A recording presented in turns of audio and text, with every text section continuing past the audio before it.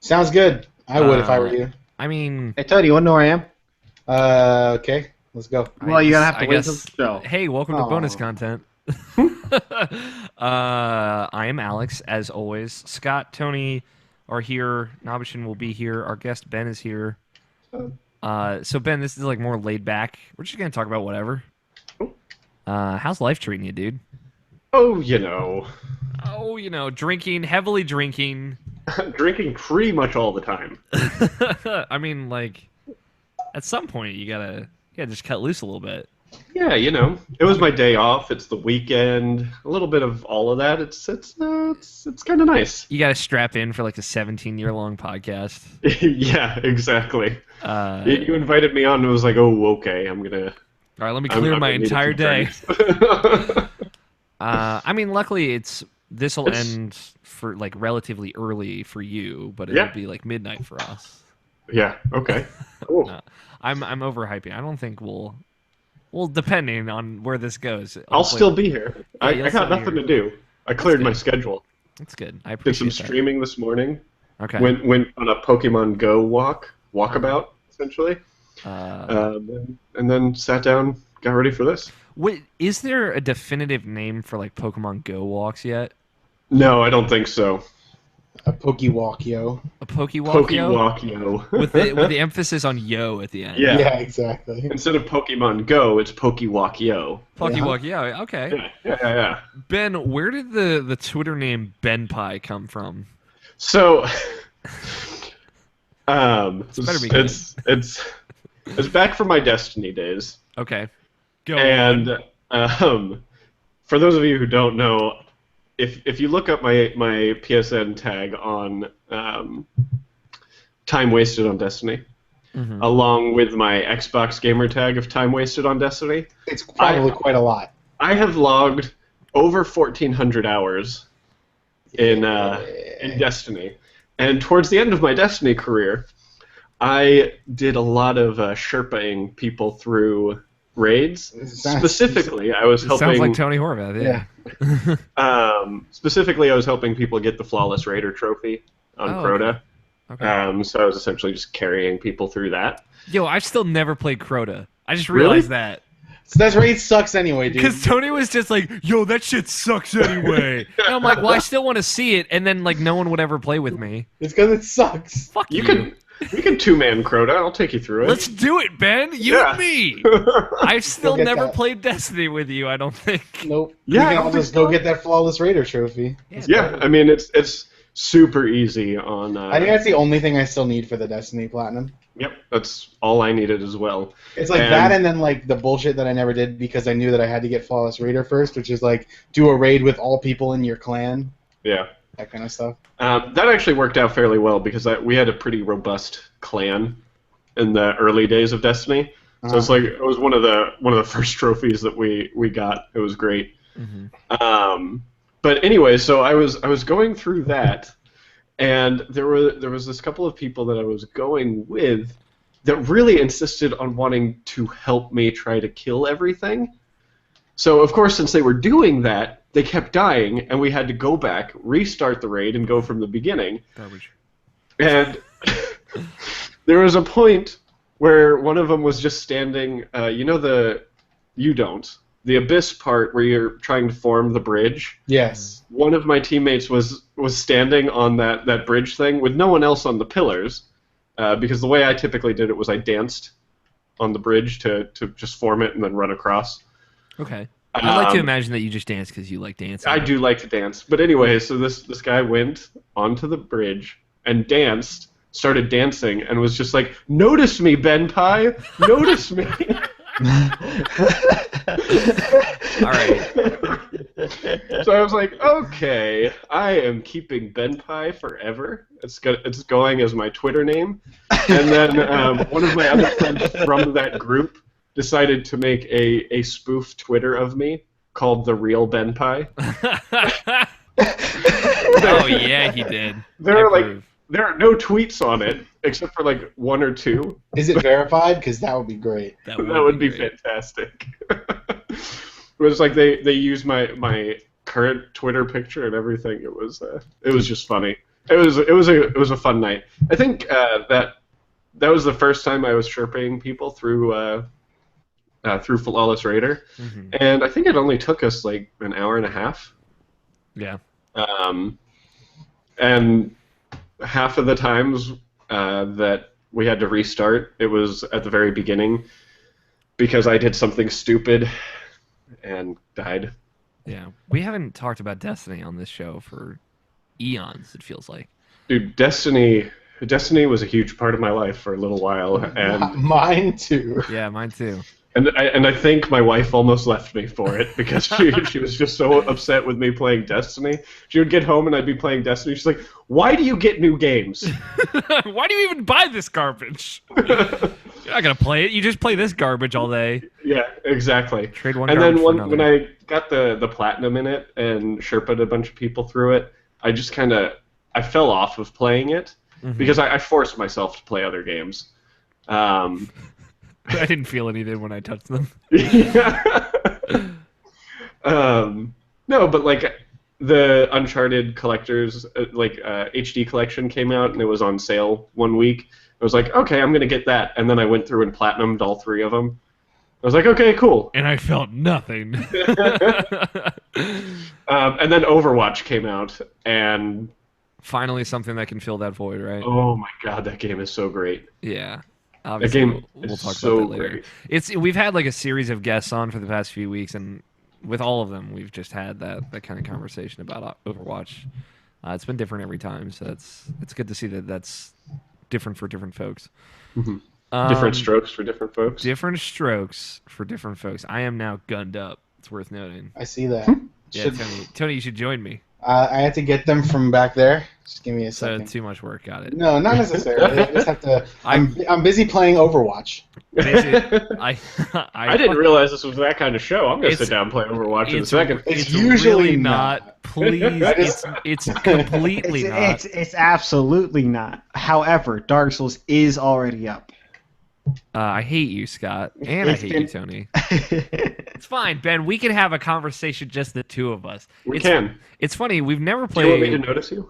Please, Ben Pie. All right. Well, since Nabishin isn't here and I have to write down titles while he's not here, I'm gonna viciously write "Notice Me, Ben Pie" at the bottom. But it's funny. We talked about Destiny so much when we hung out together at PSX. I even stood with you in line so you could take a picture on that fucking speed racer thing. Oh, there it is! Your prized possession. Clearly sitting on your desk right where it belongs. It's sitting next to this wonderful picture of my wife, Aunt, and I in Austria.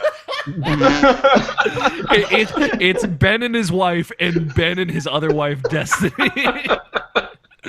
It's what you can't see in that picture of you on the Destiny Speed Racer is me holding my holding all of my shit, holding all of your shit in my head in my hands, disappointed. And I liked it because we got there and the person's like, "Do you want to take a picture?" I'm like, "No, I'm just here for him." And we talked a lot about Destiny. It would have been great if they had let 2 people on the Sparrow at a time. It was just me with my arms around. There you go, Alex. This is all for you. Oh yeah, gunners. Got to gun up. I've just been looking at computer screen all day for the past 5 hours straight, and I need something to help my eyes. But yeah, and we still never played Destiny together. It's a lot of talk. Yeah, we could. I mean, there's that expansion. There's still Kingsfall. It's true. Yeah. Yeah.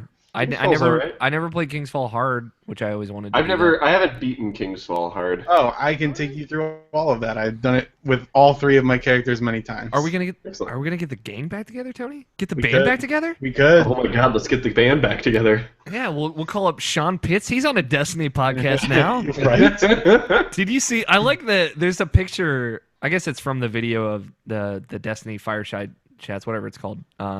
The IGN Destiny podcast of just Destin Legary. Guardian.gg. Guardian.gg. It's Destin Legary and Sean Pitts and Sean's sitting the cutest little motherfucker in the IGN podcast studio for that episode. I gotta listen to that just because that man we did talk a lot about Destiny with him as well. I just tweeted a picture for you, Alex, just so you could see that in fact I was not lying about. If you want to get the full second screen experience of Irrational While we're Passions talking podcast, about second screen experiences, do you think I should stream my PS4 to Twitch? please don't. Stop. Please, just stop. You know what? Tony, do you want me to help you get through Flawless on Crota? Yeah, right like, now? that'll be the background narrative throughout the Irrational Passions podcast. Like one out of every 2 times I play Overwatch with Sean, we immediately start talking like we should probably just go play Destiny. So I did download it. I think I've removed the download off of my PS4 recently, just because I had to clear up some space. Or you know what? Iron Banner is going on right now. Let's just do that. There you go.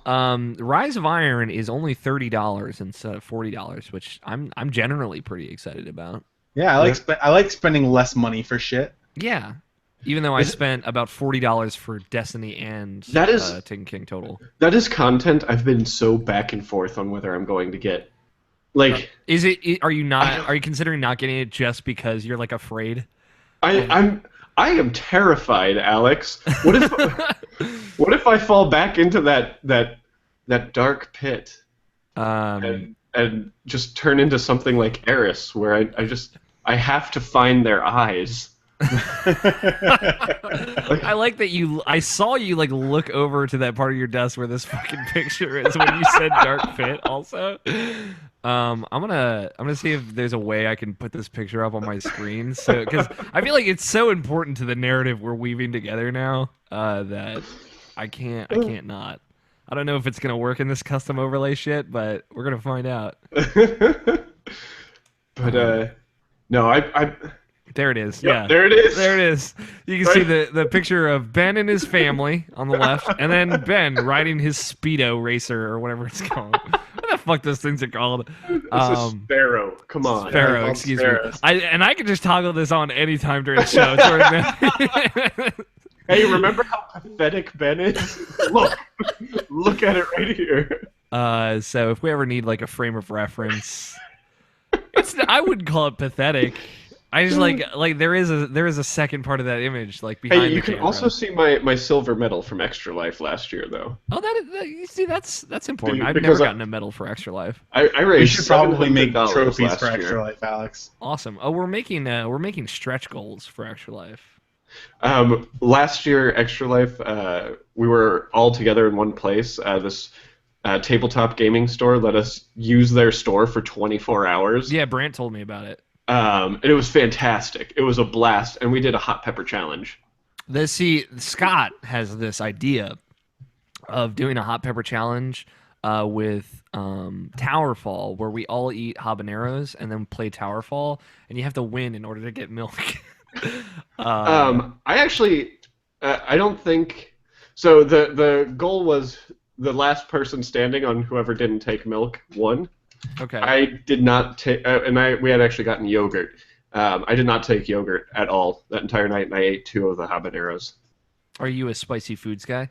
No, I am not. That's surprising. Freaking hate spicy, like super spicy. Can't do. But something about these habaneros just wasn't that bad. I mean, the people next to me were dying, but. I mean, like the thing about habanero is it does have like a range of hotness on the Scoville scale, so it'll affect different people. The Max Scoville scale. The Max Scoville scale. Yeah. Right. So you could get a low pepper. Yeah, like a low run. I'm not calling you a baby or anything, Ben. No. I trust me. When it comes to spicy food, I'm pretty pathetic. What was actually funnier in all that is Connor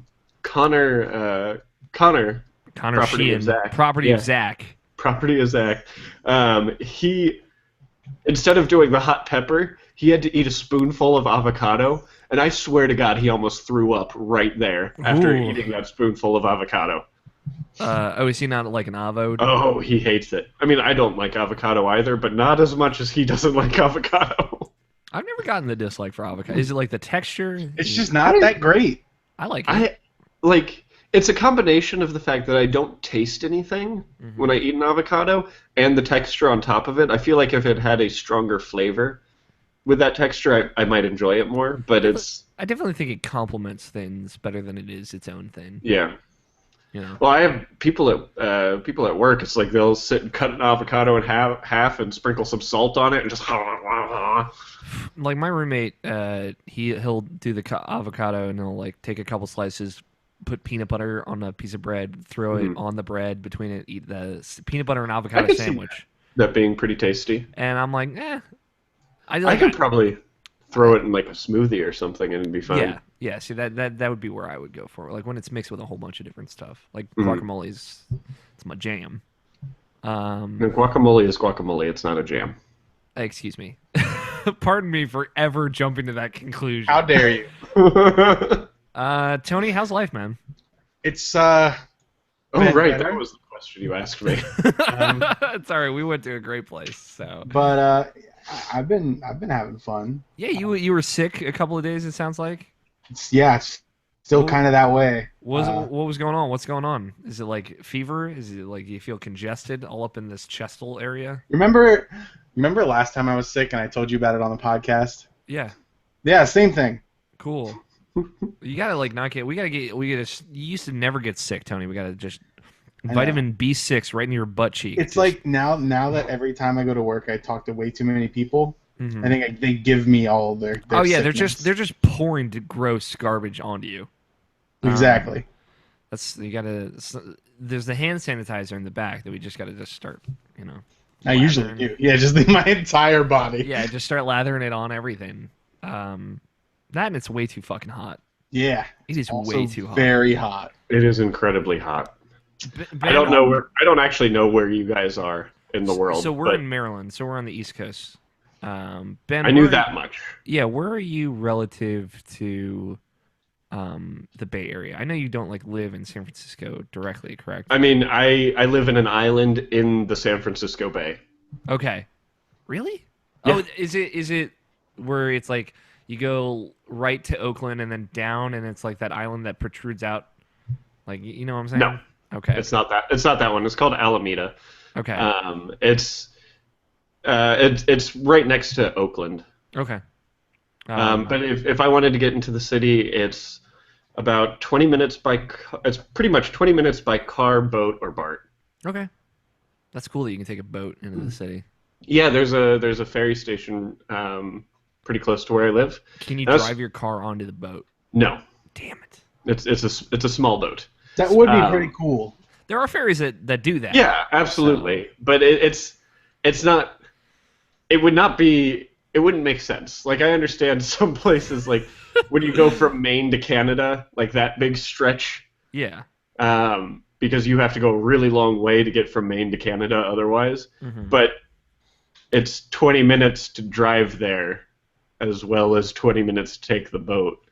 So it doesn't really matter. Okay, fair enough. So for your point of reference, since are you super familiar? You're from the East Coast, right? I am from the East Coast. I've lived in a lot of places, Alex. Yeah, you have. I've moved 27 times. Holy shit! That's too many times. That's too many times. That's like more times than years you're alive, correct? This year I'll be 27. So there you go. You got one for every year. I mean, I guess that works out. It evens out. So do you know where Maryland is then? Yeah, that's near Nova Scotia, right? Yeah, it's in Canada. No, right. It's just north of Virginia. Alexa, stop it. Oh, Alexa, you silly mistress.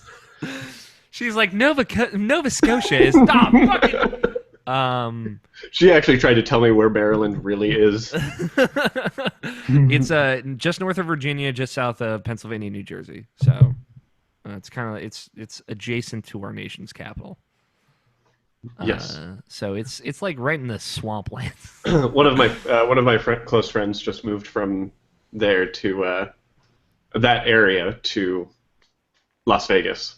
Okay. Is it Sam? It's not I know Sam. some. Sam's I know just always lived in Las I know Vegas. some people in Las Sam. Vegas. Yeah, we know one person. I do know two people in Las Vegas. Sam being one of them. Yeah. Sam actually used to live in Florida, close to where I lived. When I was a dog trainer, he actually signed up for one of my classes, and that's how we met. Oh, that's Because awesome. I trained his dog, That's cool. and for some stupid reason, we stayed friends. And look at you now. Yeah. What kind of dog did he have? He still has it. It's like it's a border collie mix. Oh. It's like a small border collie. Okay. I like border collie mixes. They're adorable. I have a border collie, That's awesome. a real one. I have a cat named Gus. He is a ragamuff, and he's gigantic. He was sleeping on top of me pretty much since I got home. I had to push him off. You could think it's not hot or anything, right? He is so big. He's like 22 pounds. Jesus Christ. Yeah, he's about this big. It So- always surprises people. How big. You know, I work in veterinary medicine now. Yeah, That's too big. he's a fat fucking cat. I'm not gonna lie to you. He's he's big boned. Our hospital literally saw the biggest domestic cat in the state of California. Holy shit! How big? 41 pounds. Oh damn! That's too big. That's twice. That's 2 Gus's. And I thought Gus Way was too big. much Gus. Yeah, that's way too much Gus. Like 1 Gus is already too much Gus. Yeah. Although the last time that was the first time I saw him. The last time he was in, I think he was 38 or 37, something Okay, like that. he's slimming down. Yeah, I mean it wasn't good weight loss, but Oh. because no need to Besides the sadden point. this. Yeah, that's still a helicat. I'm pretty sure is what they would qualify that as. Yep. When Gus goes down the stairs, it sounds like thunder. So we sometimes call him a thundercat. How's life, Tony? Do we ever loop around to that? Nope. It's okay. Sorry. It's okay. You're I gunned up hijack now. things. You hid your camera. I had to step away for a second, and let me hold on. I like this new commitment to showing yourself during bonus content. It gives the people something to look forward to. It gives Danny Yeah. Juarez, wherever he is, something to look forward Danny, nothing. Never mind. to. No, please. This is it. This is the forum to talk about it. Tell me, what's going on? What did Danny do? Our Snapchat relationship is something to be behold. Destructive, would you say? No, Did no, he it's Go. very constructive, Okay. but it's also very perverted. Did he send you the one of him fucking doing the fucking thing? Because every time he does that, I get furious. Maybe. Ben, are you familiar with like when someone's like about to eat ramen, they do Yes, that I have. Yes. this thing with their like they nod their head and then they do this like I don't know. Yes. I hate it. I'm gonna be real with you. I hate it. Scott, how's life, dude? Pretty good. Cool. Thanks, Scott. I had to Thanks, stay super late yesterday, and it's pretty late for a Saturday today. Mm-hmm. Other than that, Does your car still smell like fish? absolutely. Oh yeah. Is that like a lifetime commitment now? Is like fish car? You remember when Scott's car used to smell like new car, like all Yeah. the time? Yeah. Now it smells like old fish all the time. Oh, you have such a nice car too, Scott. No, that smell will come out. Okay. I mean, I have to clean it though. yeah, you should stop also throwing dead fish in the trunk. That's kind of fucked up. He actually Why- just rubs himself with dead fish and then gets in the car. There's no getting away rubbing yourself with that fish. Yeah, I mean, No getting away from it. when I used to work in the steam room, like I'd be covered in both seasoning and like just crab juices, so I smelled like a bottom feeder when I would come home. Like my brother who had the same job as me like years before I did, he said, I don't know how you don't get in your car and immediately rip off your shirt because it's so disgusting. And one day I did do that and it was super liberating. To set the scene for you, Ben, because I used to work at a seafood restaurant, I would sit, there's like a steam room in the back where we have all the hoses and we would hook up pots to cook crabs. And imagine a day like today where it is 88, 90 degrees outside, and then you're also in this like 105-degree steam room just cooking stuff, and then you step, like there's a door right outside, and it's also just hot, and then it just, everything's the worst. So That sounds pretty horrible. you get It sounds like living in Florida, really. it is. It's basically living in Florida. You get a very specific stank when you do that. Yep, I bet. I've moved 5 times, I think, total. We're going back to that? Yeah. Well, I was thinking about it. So once when I was in high school, and then again, and then to the apartment, and then to the old house, and then the house blew up, and now this house. Yeah. Yep. So yeah, 5 times. Blew up. That's not bad. I feel like for 23, that's a decent number. You know? Should I go over each and every one of mine? Oh, please do. Take me on a journey across the country. Actually, across the world, because I was born in Austria. That's right.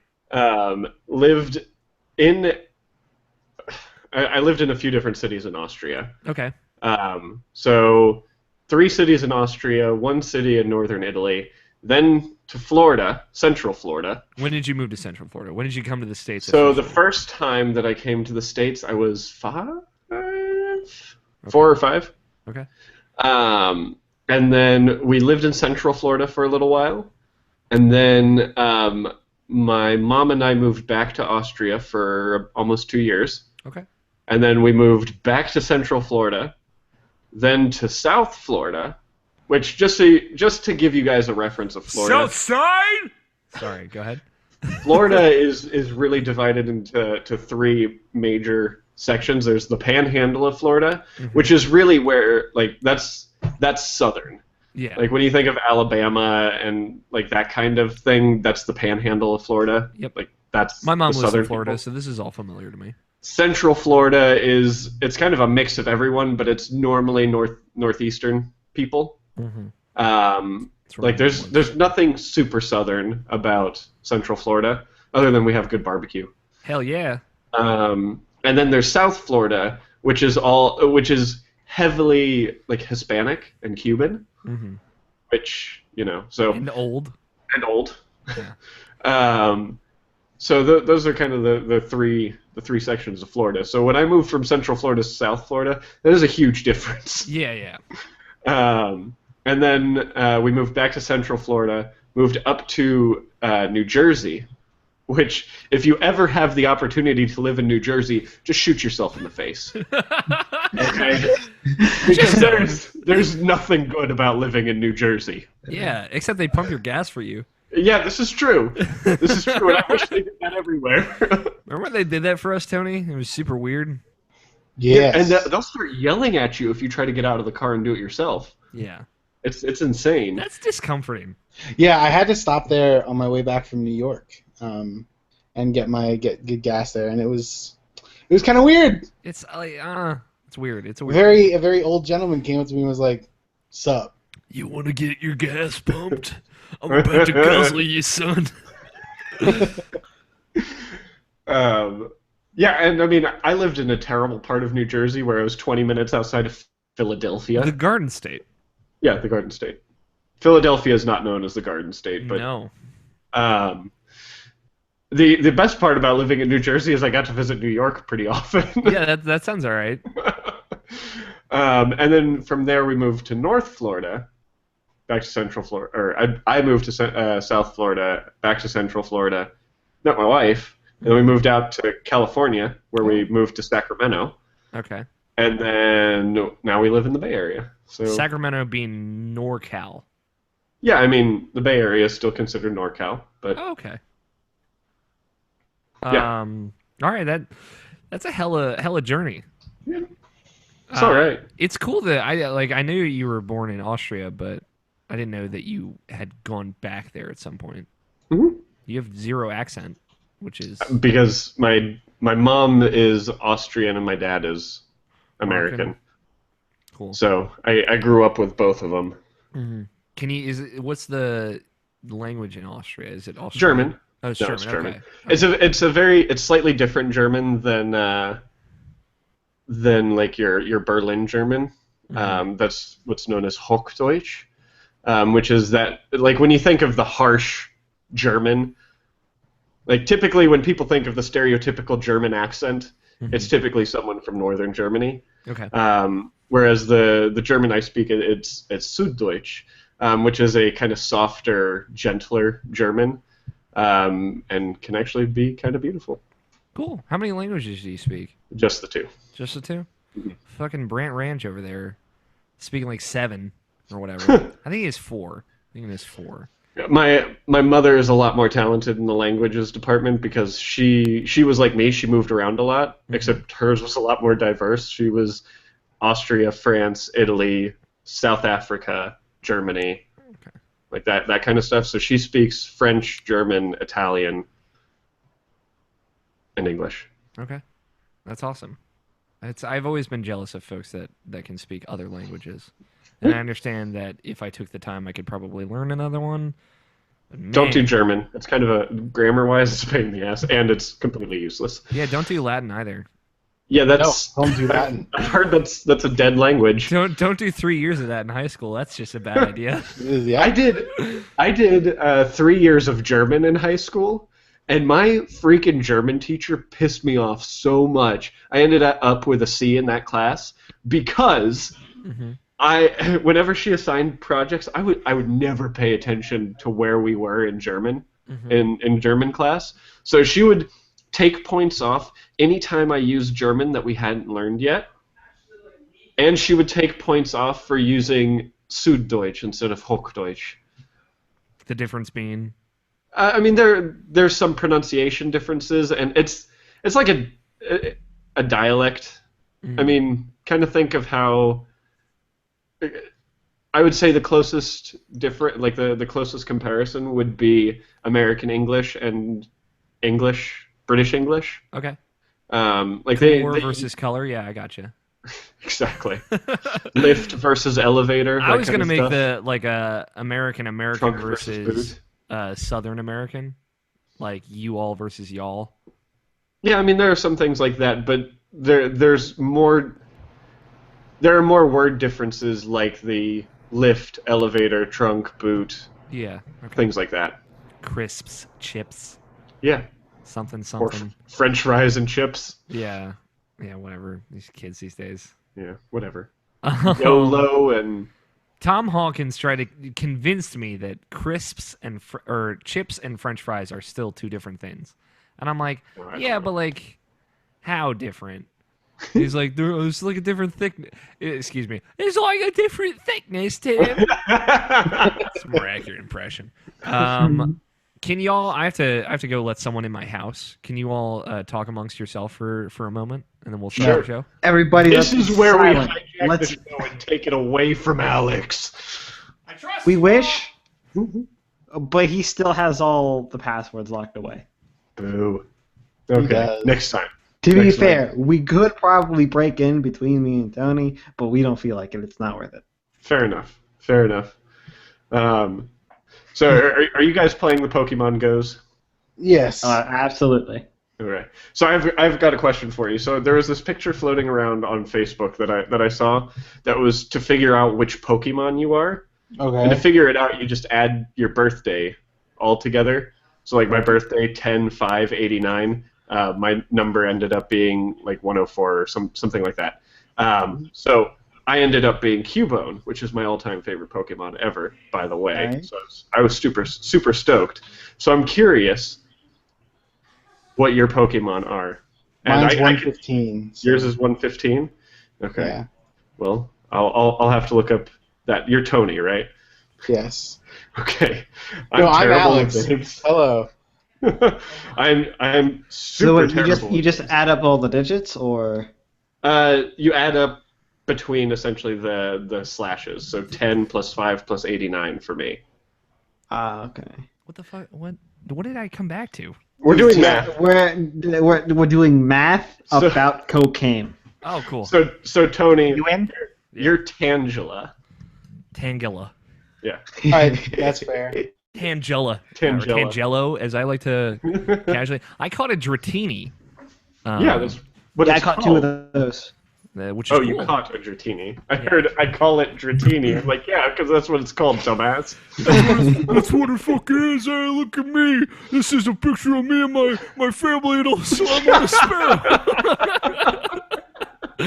There was something sharp by like in front of my doorway, and I stepped on it, and now my foot's bleeding. So, Excellent. Fantastic. as a general update, I probably have like super sexually transmitted diseases now. Yo, All right, How about I you, am Scott? 112. You're 112?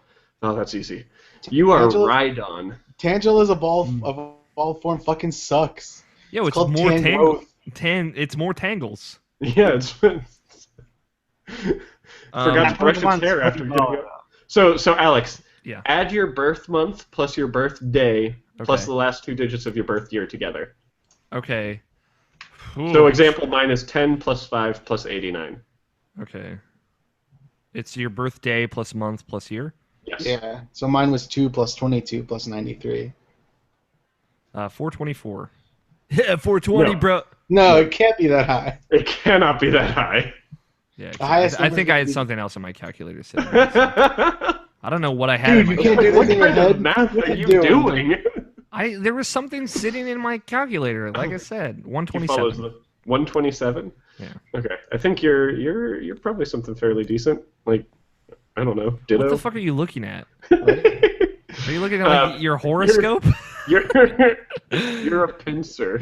Fuck yeah, I am. Blue version exclusive, biatch. Yeah, blue version. And you have a mega evolved form. Yeah, but Mega Pincer looks fucking weird. Dude, mega pincer. Why are you gonna be so racist against pincers? I'm not racist against. Oh, actually, Mega Pincer looks all right. Never mind. Yeah. Because I He looks aight. I can live with a Pinsir. People keep saying like Pinsir's rare in Pokemon Go, so He's rare, but he's I still have garbage. like a zillion of them. I think I have one. I have 0. Yeah, Pinsir is one of the is a rare spawn, but he's also garbage anyway. I had Yeah, a snap. but like Scott, who cares? Guys, I got a Snapchat from Danny Juarez. Yeah, what did he say? If it's a video, I want you to play the audio live here on bonus content. Oh, is it? Bays and Gunners. Bays in Yeah. Gunners. Oh, he's watching us. Dude, he probably didn't hear what I said earlier. He's probably just talking shit. Hashtag May is Bay. May is Yeah, Bay. that's the character I play the least because she's the worst. Oh, May's so good. Genji's the worst. I hate Genji. Genji is he does Maybe- hurt me on the inside. Maybe I just can't play as Genji. It doesn't Genji's work. hard. Genji's hard Genji to play. is He fun, really is. dude. He's fun, but he's hard to play. He is hard. fucking ass. Genji is my second most played. Yeah, let's talk about most played characters in Overwatch. Let's Mine's well, I Junkrat. feel like that's going to be appropriate for the podcast. Fine. But Novishing is not back yet. Yeah, we've even took an extended over bonus content. We only went like 6. Oh, there he is. There. Let me bring There we my go. wife's phone charger to her real fast. I'll be right back. Okay, then we can get started. Novishin, I need you to add your birth month to your birth date to your birth. It's Cubone. Oh, okay. Fair enough. You're Cubone too? I'm Cubone also. Cubone's my favorite Pokemon. Aw. Marowak is a pretty cool Pokemon though. Wait, so when's your birthday? not 10, February 539. 16th. Yeah, we 19. have very close birthdays. Gotcha. All right, be right back. It's what, you're 1986? Mhm. Yeah. You were a year older than my brother. I don't know if you knew that. Thanks. Thanks. You're like Dang. my black older brother, Nobishin. That's how I think of you. Okay. I always consider like all of the podcast co-hosts my All right. blood brothers. Here's a very And my foot's bleeding, so it's appropriate. Oh, your foot's bleeding. Yeah, I said You that. should probably get that looked at. Gross. And just as a reminder for that band, just take it all in. Look at that fucking sparrow. That's a great picture of you, because I saw that picture on Facebook. That's a great picture of you and your family right there. What were you saying, Tony? I was gonna say, if each member that was here right now was a drug dealer, which one of us would sell the dankest weed? The dankest weed? Yeah. Scott. Okay. Like, here's God damn it! Here's the thing. Here is my justification It's like it's whoever grows. Like I imagine, like we're considering like the growth process in this, and Scott is like the kind of person that like games the system until like he's like min-maxed Growth process. until he's min-maxed and found like basically the perfect way to do something because that's Scott. So his weed would be the most potent, also known as the dankest. All right. I'm glad we sorted that out. So Me too. I feel like that's Not to mention, you definitely would not consume it the way you normally would. Oh yeah, it's a I'd make you use a suppository. potato cannon or something.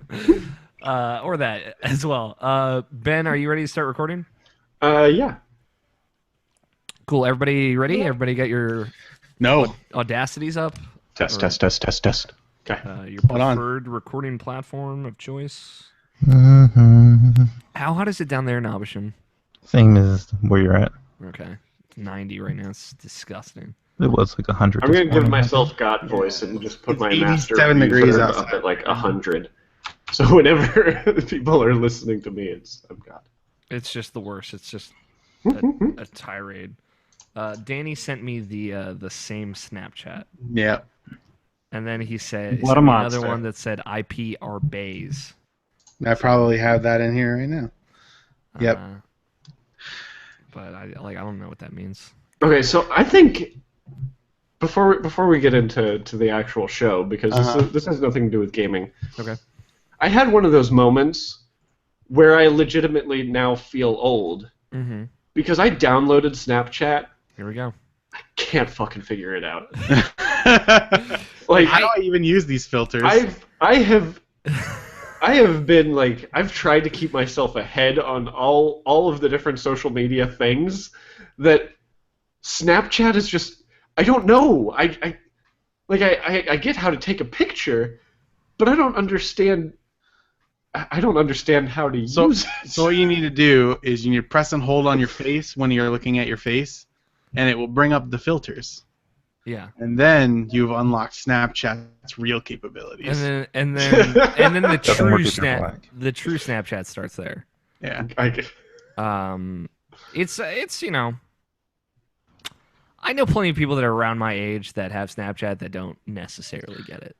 It took me a Okay. long time to put it together. I understand how to do it, but I'm just way too lazy to actually make Yeah, stories. it's It seems like a lot of work. It's a Like, commitment. It is. And Graham, I can just scroll through shit and be like all happy about I it. think it's a commitment on the same level as like tweeting often is. Yeah, exactly. It's like I commit to Snapchat as much as I committed to Twitter. Like it's a lot.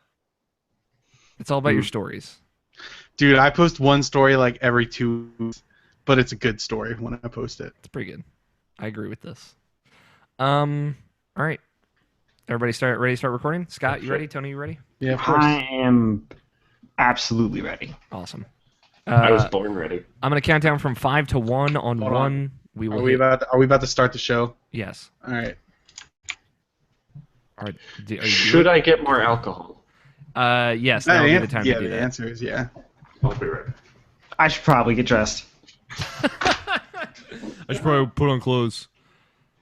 I'll be okay until the break. So, as far as drink is concerned, Get your drink. I was gonna get a beer, but I'm all right. Nopshin, I have water.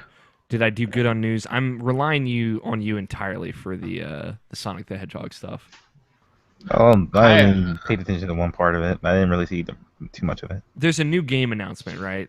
Yeah, Sonic Mania and a project that's for 2017. Okay, I feel like those are the important parts that we'll just focus on then. And still also don't Crush have it. 40 played there live, so that was fun. Actually, George said Where he did the could headphones go? send in a question in regards to it, so I'll ask him. It's not like I can't follow a chord to find them.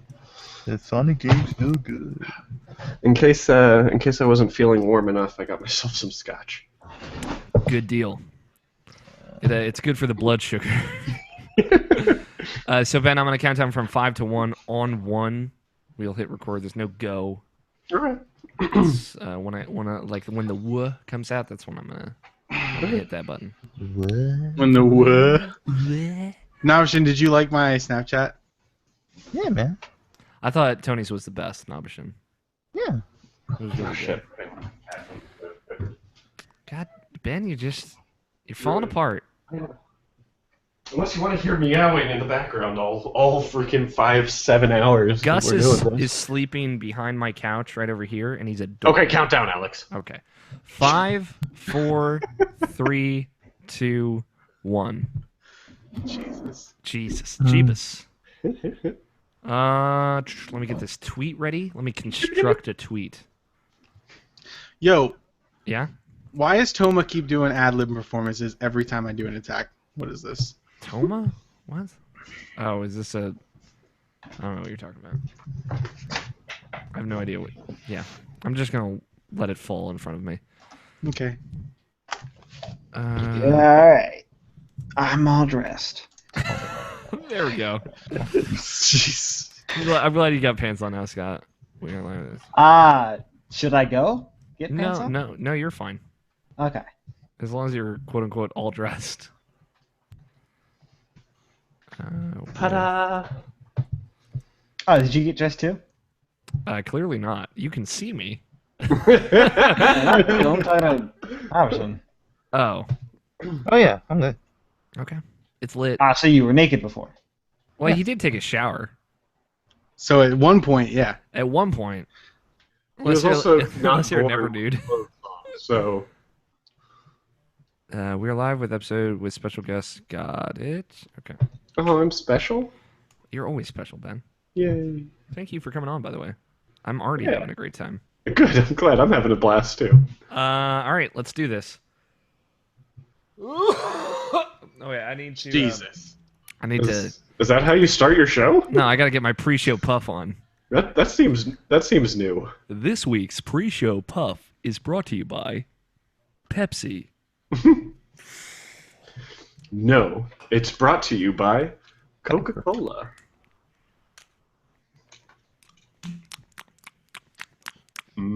Gotta love that albuterol. Oh yeah, it hits the spot. Mm-hmm. It is Saturday, July 23rd, 2016, and you are listening to the Irrational Passions podcast. I'm your host, Alex O'Neill, and with me this week I have Scott Guthier, Hello. Tony Horvath, Hello. Brian Nobishin Jackson. It's got chicken legs. And joining us this week, we have our special guest from is it NKR? Would that be? Oh yeah, no, I'm not with that anymore. Yeah, I know I'm solo. You're dropping stuff like hot beats. Now I'm just ridiculous.com, man. Solo artist, ridiculous man himself, Ben Riddick. Hey, you know, by you saying the date, I just remembered it's my dad's birthday. Oh, happy birthday, Papa Riddick. You have a terrible son.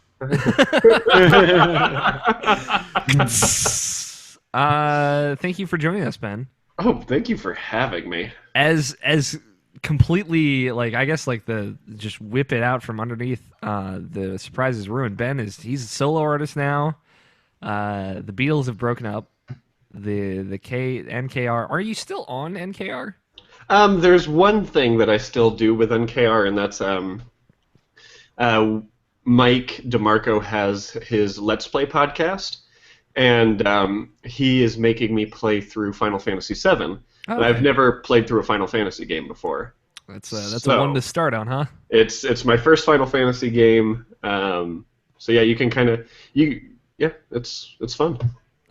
We talk about really stupid shit. That's the only way to do Let's Plays. Okay, so previously of Nerdy Nights Radio, Yep. of a podcast that I have been on multiple times. Multiple times. So I mean, long time coming. Ben Riddick. You know, Sam is never going to let this down. He'll never let me live this down. No, he probably won't. He's not even gonna notice. Yeah, he doesn't listen to this show for sure. Well, so of the internet fame, where can people find you now? People can find me. On Twitter is really the best place. Be ridiculous. Mm-hmm. So I spell it really dumb because my last name is Riddick. Mm-hmm. It's BRIDDICKULOUS. And of course, Riddick.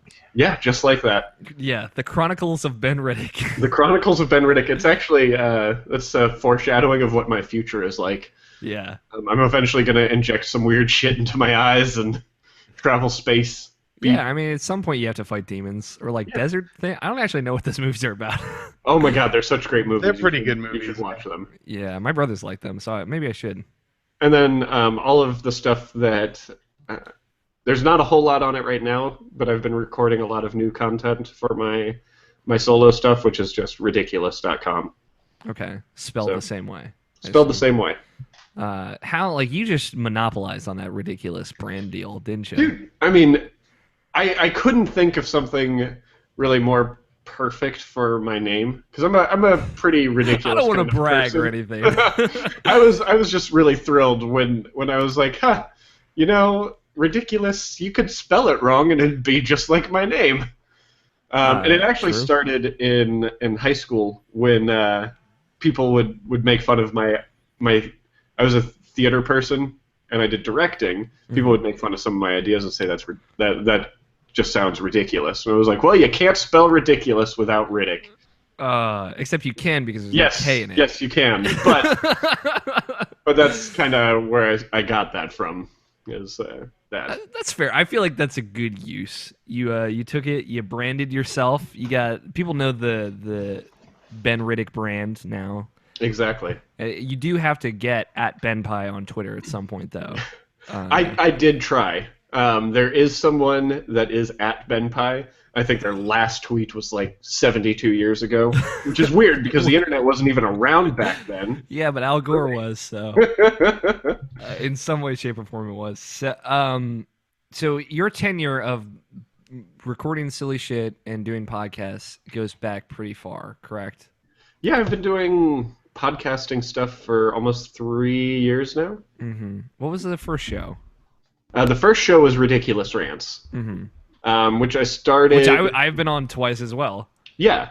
That I started with Nikki Powell and another friend of mine. And we started it like right after. Show. Yes, correct. She's been on here before. Yeah. We started it pretty much like weeks after we all met at Beyond 300? Yes, that I sounds think it was right. Beyond 300. A thing that I was at, but somehow did not meet anyone at. There were a apparently. bunch of people there that I didn't meet that I'm friends with. That I'm friends with somehow. Yeah, George Cruz, who's one of our guest columnists for IrrationalPassions.com, he was there, standing behind me with Jimmy Champagne and Miranda Sanchez. None of them I met until until years later. Yeah. So. But it's funny because I started talking with all of them at that time, Mhm. and I mean that it was a really cool thing that kind of brought us all together. Yes, that's through that, and I've talked to Brant and whatnot. Brant Range, Irrational Passions celebrity, I would say, notorious personality. He's Brant alright. and I had our own show for a little while called Range and Riddick in the morning. Yeah, such a good name too. It was, and we started each show by going Range and Riddick in the morning. I mean, it's no waffles versus pancakes. I don't want to brag or Probably anything, but it's pretty good. You know what's great is Sam and I had a duel where we talked about bowls versus plates, and it made me think of your waffles versus pancakes. Bulls versus plates. That'd be a good spin-off podcast. For people's reference, Sam Chen, I guess now host of NKR podcast. NKR podcast died when I left. Oh, okay. So At least rest in peace. I know. No, but they actually do this board night show. Right. So he's the host of that, and they play a new board game every Thursday night Yeah, Sam Chen, good on guy. Twitch. He's He's all right. Thanks for coming on, Ben. He is all right. Thanks. This has been a long time coming for sure. I'm super excited to be here. Yeah, and we've got plenty of cool stuff to talk about, so let's get right into it. First, a whole bunch of housekeeping to kind of get through. First of all, thank you to everyone who bought our television shirt. I literally almost said that. TV shirt. Our T-shirt. The Irrational Passions #1 fan T-shirt, which is now no longer for sale. Thank you to all the folks that went and bought that. I really appreciate it. And you all are lovely, and I love all of you super, super much. I tweeted about it all when it kind of went off sale Thursday night, But yeah, it was super heartwarming to see the response to that, and I really appreciate that. Next, thanks, Ethan. You bought one? I bought one. Oh, nice. My roommate bought one apparently. Oh, nice. I didn't even know that, and I live What with a him. guy! What a guy. It's a cool shirt. Thank you to everyone that bought it. We will have the original Irrational Passions logo shirt available for sale next Friday or Saturday. I haven't decided if we'll put it up when the show goes up. So that's only going to be up for, I was going to say a week, but I think the way Teespring does it is like 5 days, some weird specific number. I can't change that. They just have like set amounts. So like the number one fan T-shirt could only go up for 13 days, not 14 days. I don't understand what the reasoning behind that is, but that's how it is. So that will be up next week, and either Friday or Saturday. It'll be on the IrrationalPod Twitter, where it's like fully announced. So that'll be the black T-shirt with the logo on it. But we will also have a white T-shirt option if you want to get it. Gotta get that white tee. I wanted to do it for like when we initially ran it, but I wasn't sure how well it would do and how well it would look. I've done some things, and I think it'll look all right going forward. So if everything goes according to plan, you'll have the option between a white T-shirt or a black T-shirt with that. The logos look basically they're color swapped, either black IP letters with the white controller or the white IP letters with the black controllers in the back. So that will be up. If that's only, I'm putting that back up because a few people came up to me and said, "Hey, did not get a chance, did not see that when it went on sale in February. If you'd like to get an IP logo T-shirt, that will be your chance to get it. It will be $20, not $22, just like it was before." Just big thank you to everyone that bought that, and my roommate, I guess. Yeah, whatever. I don't want to thank him too much. He's famous, man. You don't need to do that. Yeah, he's famous. Piercings by Ethan on Instagram. Go check out his dope lip piercings. Whatever that kid does. You see his latest pierce? Yeah. Obviously you have. Yeah, he's like, "Did you see what I did today?" He comes in here and that's what he says to me. So yeah, he does some cool stuff on there. But in other news, our first guest column by George Cruz is up. Living the Playboy Lifestyle.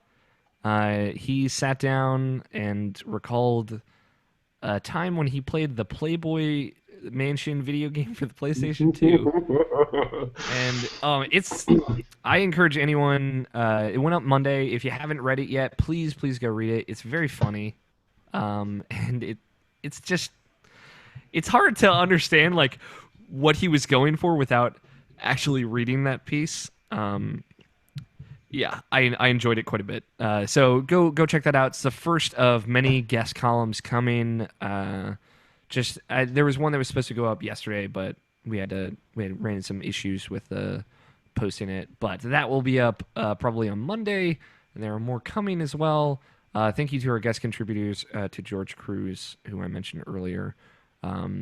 He's awesome. He's a super cool dude. I got the chance to sit down and Skype with him earlier. If you haven't read it, you should check out my opinion piece about The Legend of Zelda Twilight Princess. I'm pretty proud of it. You can listen to that as well. And today is my 500th day of writing every day about video games. Which is still kind of crazy. So in celebration of that, I wrote a personal essay, kind of about life in general, about kind of where I am in my personal life and with writing and everything. I think it's worth reading. I did an audio feature for it as well. I published basically the document, the Google Doc of that. That's out there on Twitter. alexloneal.tumblr.com is my personal blog where that's posted. It's not super appropriate for Irrational Passions, I don't think.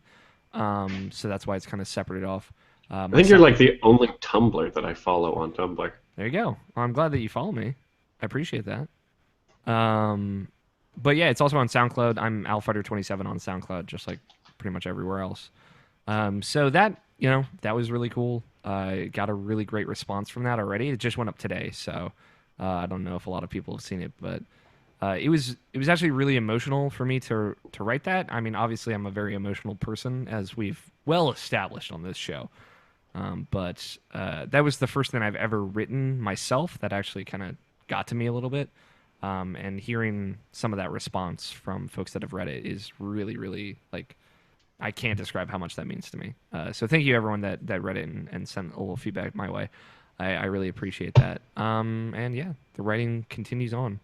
I'm working on some new stuff, and Alex Talks Season 3 is happening thanks to the folks that bought our t-shirts. So big thank you to all of them. That's it for housekeeping. So how about, unless there's anything I missed? I don't think so. I think you're good. Yeah, I think I'm good. I hope so. How about we talk about video games? What are video games? They're all right. They're all right. They're okay. Like Sam Chen, they're all right. Yeah, just like Sam Chen. Somewhere out there, Sam is fucking pissed. He doesn't even know why yet, but he will. No.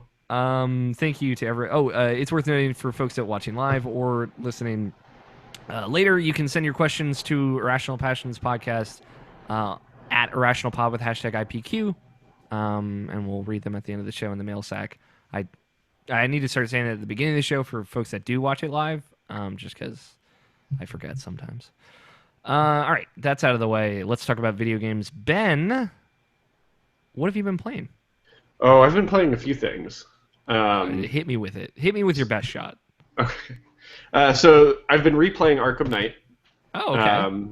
Because it was super cheap digitally on PSN last week. It was. And, how much was it? I couldn't see because I had bought it digitally. I think it was like $6. Damn. I had bought the physical copy because I wanted the cool Batman statue that came with it. That wasn't really that cool, which was unfortunate. You're very happy with your Batfleck Batman. Oh behind god, you, Batfleck. That's a pretty sick trophy right there. It looks like a good statue. I dig it. It's weighty too. Like I feel like if someone tried to rob my house, I could beat him with it to death if I needed to. I could just beat someone to death with my cat. So there you go. You certainly could. Yeah. I've also my best friend's birthday was recently, and I got him a 3DS for his birthday, and he got Pokemon Yellow, so I started replaying Pokemon Yellow on it, which has been awesome. Well, I'm gonna have you slow your roll. Okay. We're gonna roll back a little bit here. Roll back. Arkham Knight. You've played this before, I assume. Yes, I have. All right. Where do you fall in the Arkham Knight debate? I don't know if there's a debate. There is now. I thought it was a perfectly fine game. I understand people's complaints with the Batmobile stuff. The Batfleckmobile, yeah. But I mean, there's so much that you could still do without the Batmobile. Mm-hmm. It's still an Arkham game. Yeah, and it looks beautiful.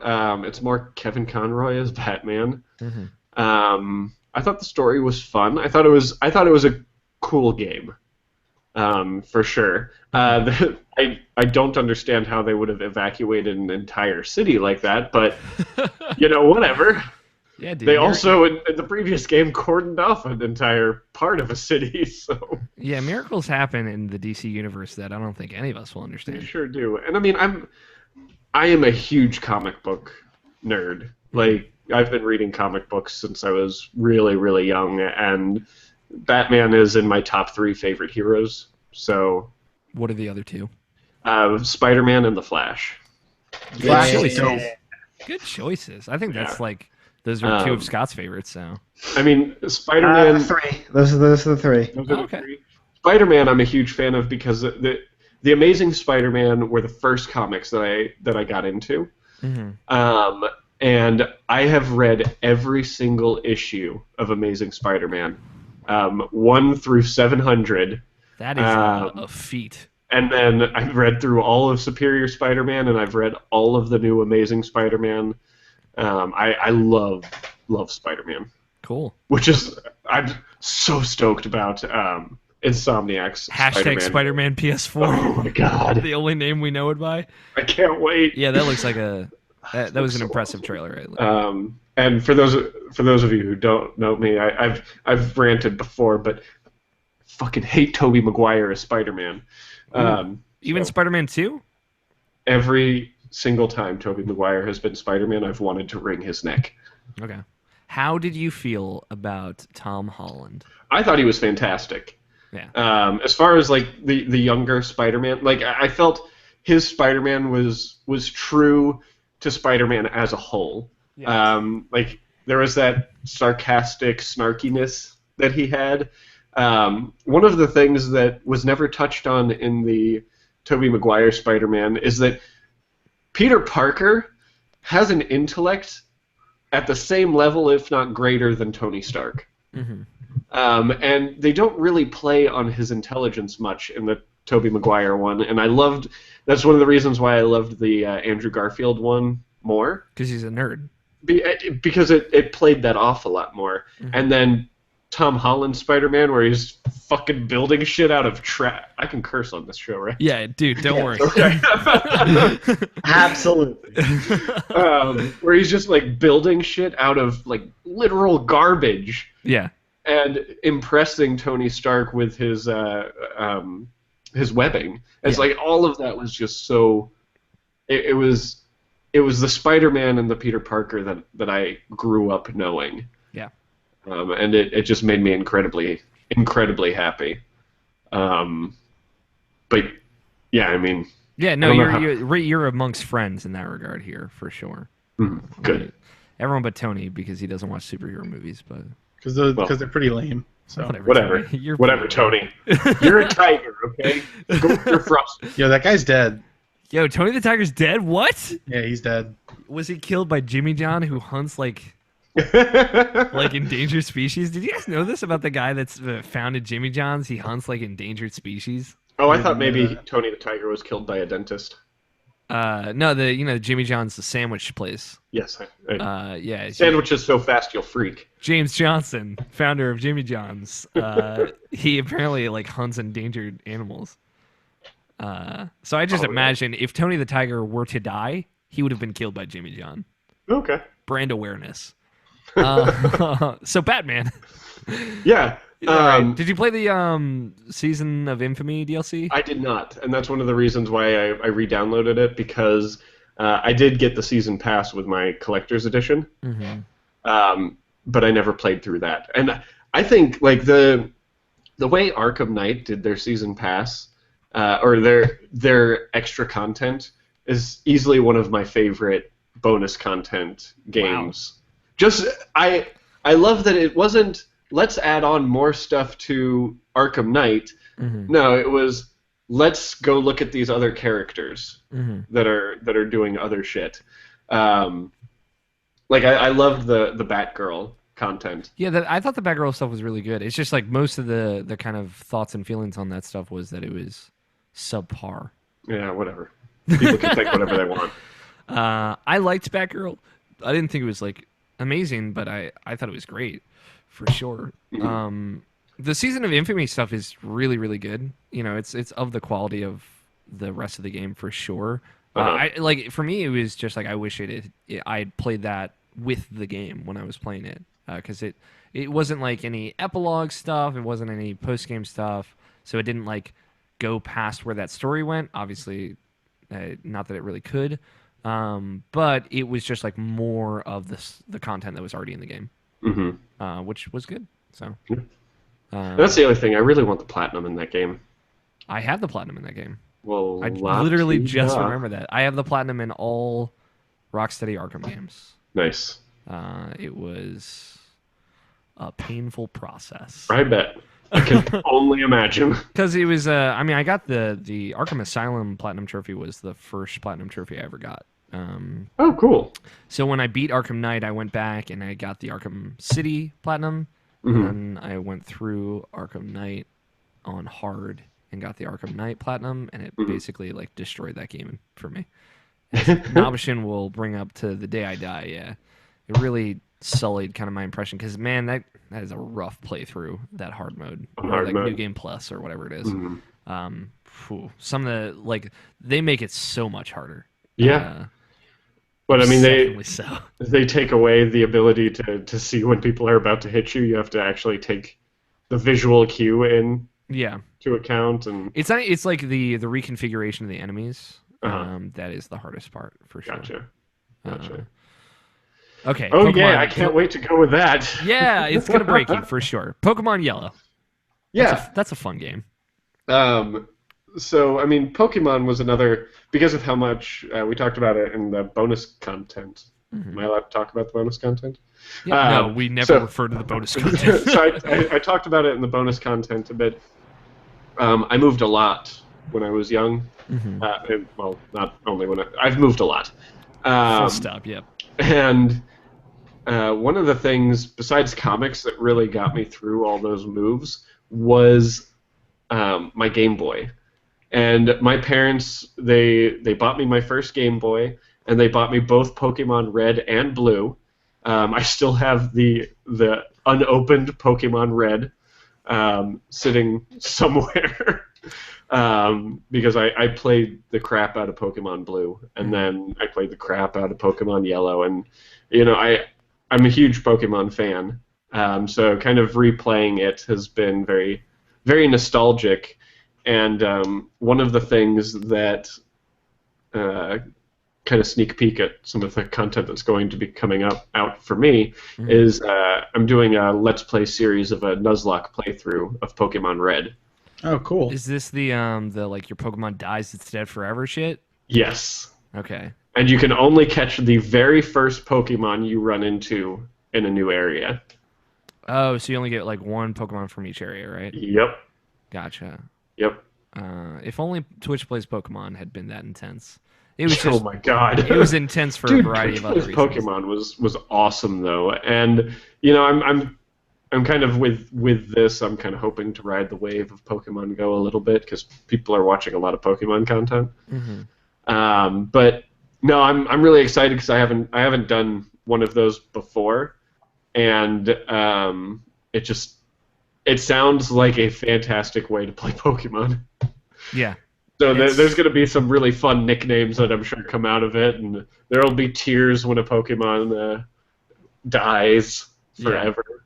It's arduous. It just sounds like. I mean, I'm also on the Pokemon hype train. Like, I'm not like super into Pokemon Go, but I love Pokemon, and the excitement and hype got me the need to buy a Pokemon game. So I bought Alpha Sapphire, which is the most recent Pokemon game that I haven't played, but includes all the kind of updates. So I never played Ruby or Sapphire. Is it good? I've been debating picking that one up. I remember not liking it that much, but like going back, it's actually really good. Like, I mean, it has the benefit of the X and Y treatment essentially, where it's like, it's much faster. EXP shares EXP amongst your whole party. It's slimmed down and sped up. God, that's one of the best things they could have possibly done. Yeah. To that mechanic. For sure. But so like it has all those benefits. So it plays like a more modern Pokemon. But those are the first Game Boy Advance Pokemon games. They had that freshened up feel. The Pokemon in that generation are really cool. Those first 3 gens, I think, even Gen 4 not so much, but Gen 5, the black and white generation, I think is really good still. Yeah. But it's good. It's a lot more fun than I remember. Basically, the thing about Ruby and Sapphire is it's like most of the world map is water, right? So there's way more surfing. But they lead you into that a lot slower than I remembered. So you like take a boat to different places before you actually get to the parts where you surf through those places again. Gotcha. It's good. So I went and bought that a couple weeks ago just because I really wanted a Pokemon game. So I've been chipping away just to knock one off my list real quick. I gotta get your friend code, man. Yeah, I gotta get on that hot. Did you tweet me about the 3DS friend codes? I feel like somebody did. You know what sucks about all Nintendo's games? Friend codes. Yeah. I mean, at least Nintendo Network IDs are just usernames. They figured one thing out. You know what I got in my game of Pokemon Y? I got a freaking shiny Haunter. Whoa. And got it up to the Gengar. Freaking shiny Mega Gengar is the coolest freaking Pokemon that I've ever seen. He's like, it's Mega Gengar, but he's all like white and shiny and shit. Why is it better because he's white? Don't you fucking start, Tony. Tony, you are the literally in the opposite place of where you can talk, Mister. Well, I just think it's better because it's white. Lol. Yeah, he is looking real To fucking. be fair, cool. I own a black console now. It's true. You have a Wii U. We have a black president too. We do. So I there we guess go. So it's everything's justified. everything's okay. Nothing's off the table. Everything is permitted, right? That's Assassin's Creed. Nothing is true. Everything is permitted. Nothing is white. Everything is permitted. I'm gonna since We're again, all just different shades of black. I was gonna say that's the title of the podcast, right? Yeah, there. I'm writing it down. Don't worry. I've not like gotten to the Mega Evolution part of Alpha Ruby, Alpha Sapphire, and Mega Ruby, Omega Ruby. Yeah, oh, fucking these names. Yeah. But yeah, it's cool. It moves a lot faster than I remember. Like I have 5 gym badges, and my Pokemon are only like around level mid 30s. So That's what's been going on in Yellow. It's like I've gotten all 8 gym badges, and my Pokemon in the last gym fight are like 10 levels below the gym itself. oof. Yeah, you told me, or we were playing Overwatch last night, and you mentioned that you like to have your Pokemon under leveled, though. It's not that I like having it. It's just I plan my gym battles with the type that's going to work against them. Mm-hmm. It's like, oh, this is a ground type gym. I'm just going to use all freaking water type Pokemon and grass type Pokemon. Mm-hmm. Fair enough. It's a smart way to do it. Always play to the types. Things that I'm doing for your reference in this playthrough that I've never done in Pokemon before, Ben. I'm nicknaming all my Pokemon. Awesome. Never done that before. I don't know if you've heard of. Are you familiar with Easy Allies at all? Yeah, I am. Very familiar. I love okay. Easy Allies. Cool. Good to know. Have you been watching Brandon Plays Pokemon? Yes, I have. Awesome. Okay. That's the bigger of the Pokemon Go, and that is the bigger reason why I was like, man, I need to play a Pokemon game right now. So clearly you had a similar experience. Yeah. I've been doing stuff like kind of going off of that playthrough of like, man, I denied myself parts of this experience that are really fun, and I'm gonna go for it for this playthrough of Alpha Sapphire.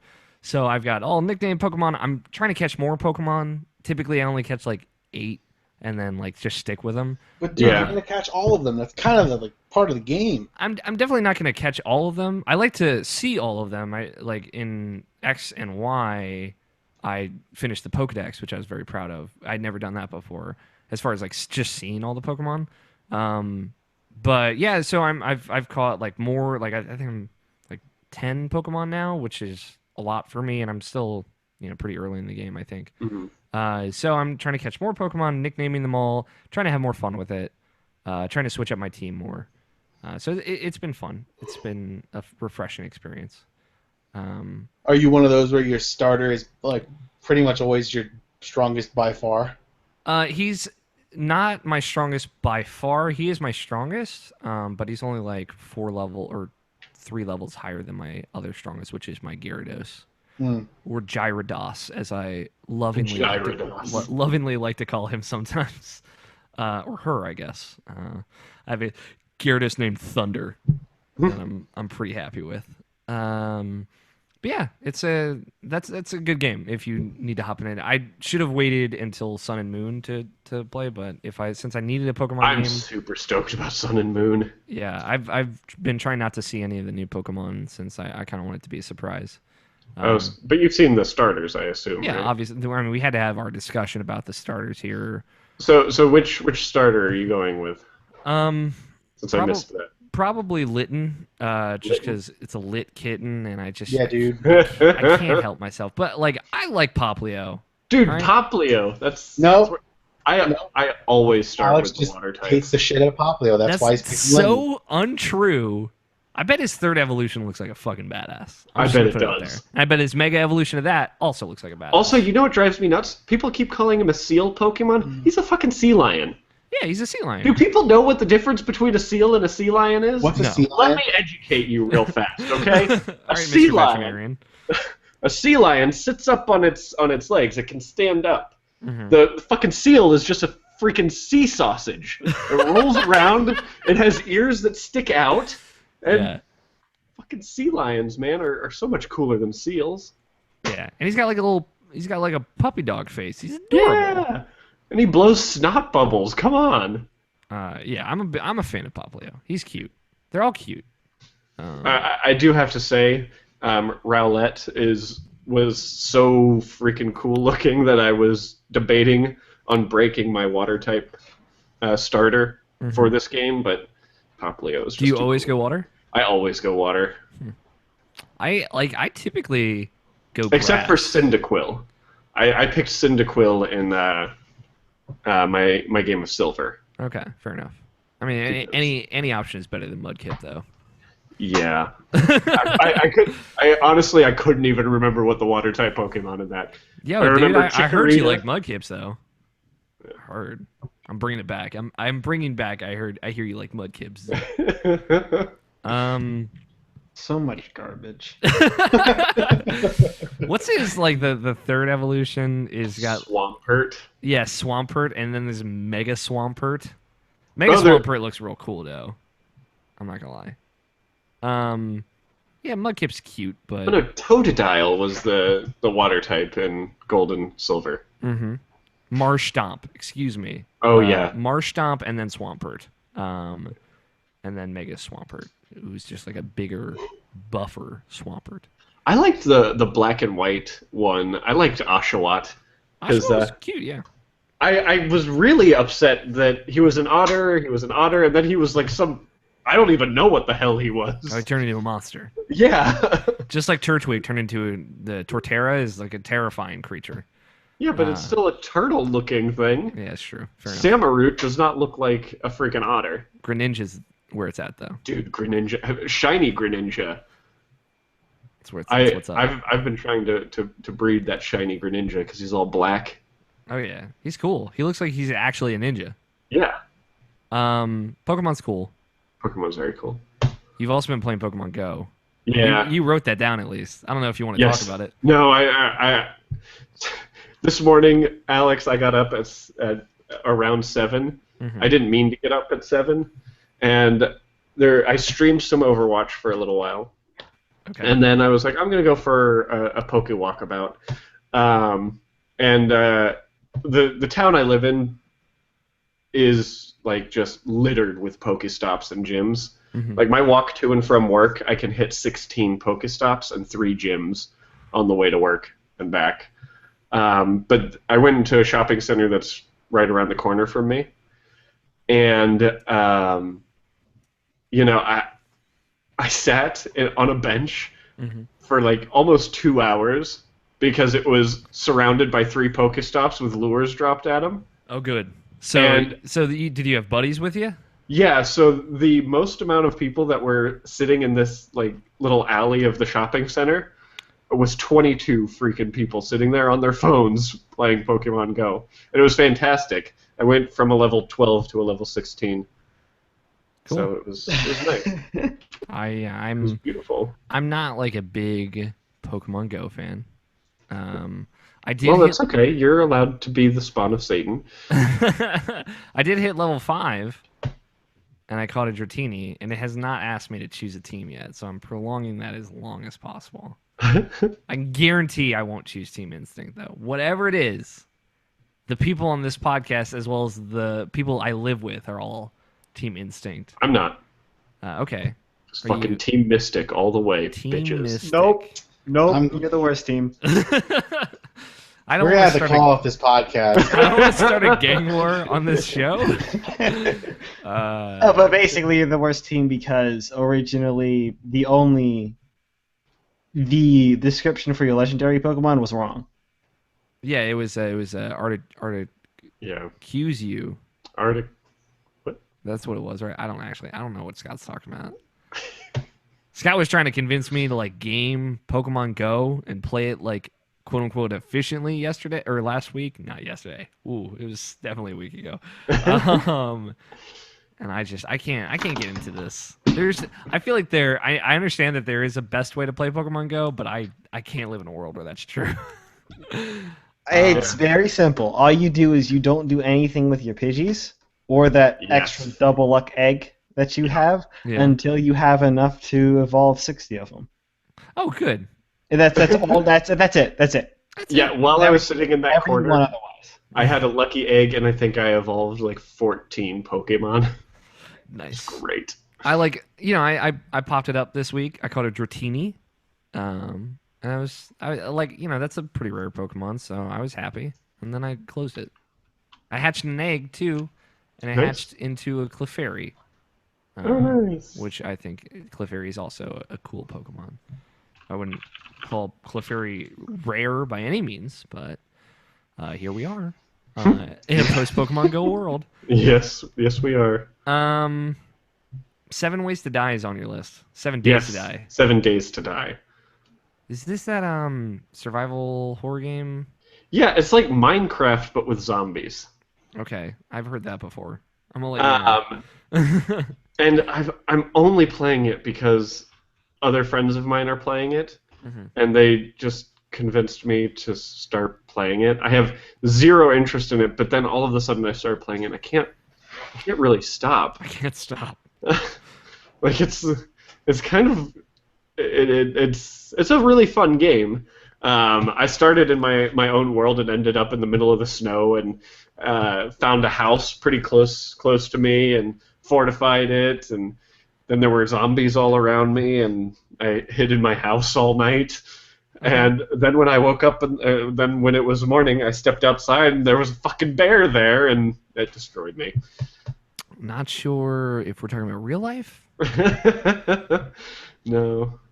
Unfortunately, I saw this in Best Buy when I went to go buy Pokemon. It's like $30. That's exactly. Is it like a procedurally generated type deal? So there on the console there are two options. There's a there is a set map that you can use. And what happens is when you spawn in, it spawns you in a random spot on the map until you make a bedroll, and then you can just spawn on that bedroll, kind of similar to Minecraft. Okay. And then there's also procedurally. You can choose the procedurally generated one. That one is it's always a pain in the ass because you can never find good stuff. Yeah. Fair enough. But it's a Telltale game. Telltale published. Telltale published. Not right. Telltale developed. Yeah, because I got an email about this, and I was like... But it was... It just... When I turned on the game, and I saw that, log into your TTG account, I'm like, what? You're like, what the hell did you call me? What? And then I clicked on it, it was like, you're already signed in. Here are the other games that you've played from Telltale. I'm like, holy shit! So yeah, it surprised me a little bit. Yeah, that's cool. I mean, it's interesting. I guess this is... I think the first game that Telltale's gotten out and published isn't their own developed game. It's cool to see kind of like these, I wouldn't call them big publishers, but like self-sufficient publishers for sure. Like, I guess Bethesda was kind of the first one to do it. Telltale now being the next one. I'm trying to think that there are a couple other examples. I just can't think of them off the top of my head. Where they just kind of go out. Oh, like Mojang has done similar stuff to that, or Mojang, if you prefer. They published Cobalt, which came out on Xbox One, by the way, at some point earlier this year. I just want to let Tony and Scott know that so they can ruminate on that.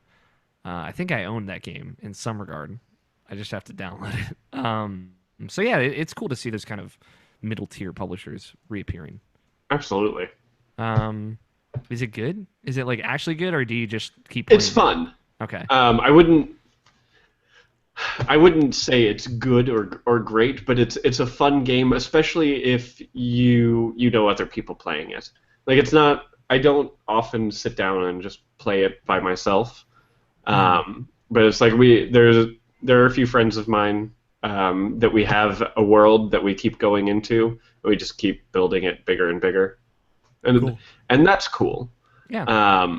But if you don't play with other people online, it's not going to be a game for you. Yeah. Fair enough. Save your $30 for a different game. It's time to have that Overwatch conversation, I think. Yeah, it's the only one I didn't put on my list because it's on everyone else's list. Yeah, we were going to talk about it anyway. So Ana came out, the new Overwatch hero. We talked about her last week. Pretty she was pretty announced. cute. Super cute. As Totes Andrew adorbs. said, she wears her age quite well. I think he used different verbiage than that, but You say she's a MILF. I don't think any of us said that, but now that's out there. We can't unsay that, that's for sure. Just saying that Captain Amari skin. That's what I got, yo. Mm-hmm. And there was also a PS4 Xbox One specific part of the patch that lowered the damage of turrets by 30%. Thank God. Yeah. Again. Which is significant, yeah. Uh-oh. It seems a little bit more... GarageBand is yelling at me. Oh, what's going on? Oh, God. It said disk too slow and it stopped recording. Okay, that's fine. I'm going to need you to... Do you have, like, This is why we use Audacity, because it doesn't tend to use too much RAM. I've used this before in the past, and it's never been an issue. It's the Curse of Irrational Passions podcast. This has happened to multiple people. I'm gonna have to recount you in at some point. Do you think you could start either a new GarageBand file or an Audacity file, like a new audio file, however you want to do it? Yes. Give me 1 second. Take your time. We'll just hang out, hang tight. This is more bonus content for the folks at home. Because the real question is, when did that happen? What's your timestamp? I will tell you in a moment, because it is on the measures part, because I never changed it. I can tell you I'm on measure 1108. I don't know. Beat 4. Oh, beat 4. Yeah, That means beat a 4. Whole lot to me. Honestly, what I should have done is just recorded the audio using OBS. Does OBS record audio? Just audio? Yeah. Huh. That's all right. I don't typically use OBS, but that's all right.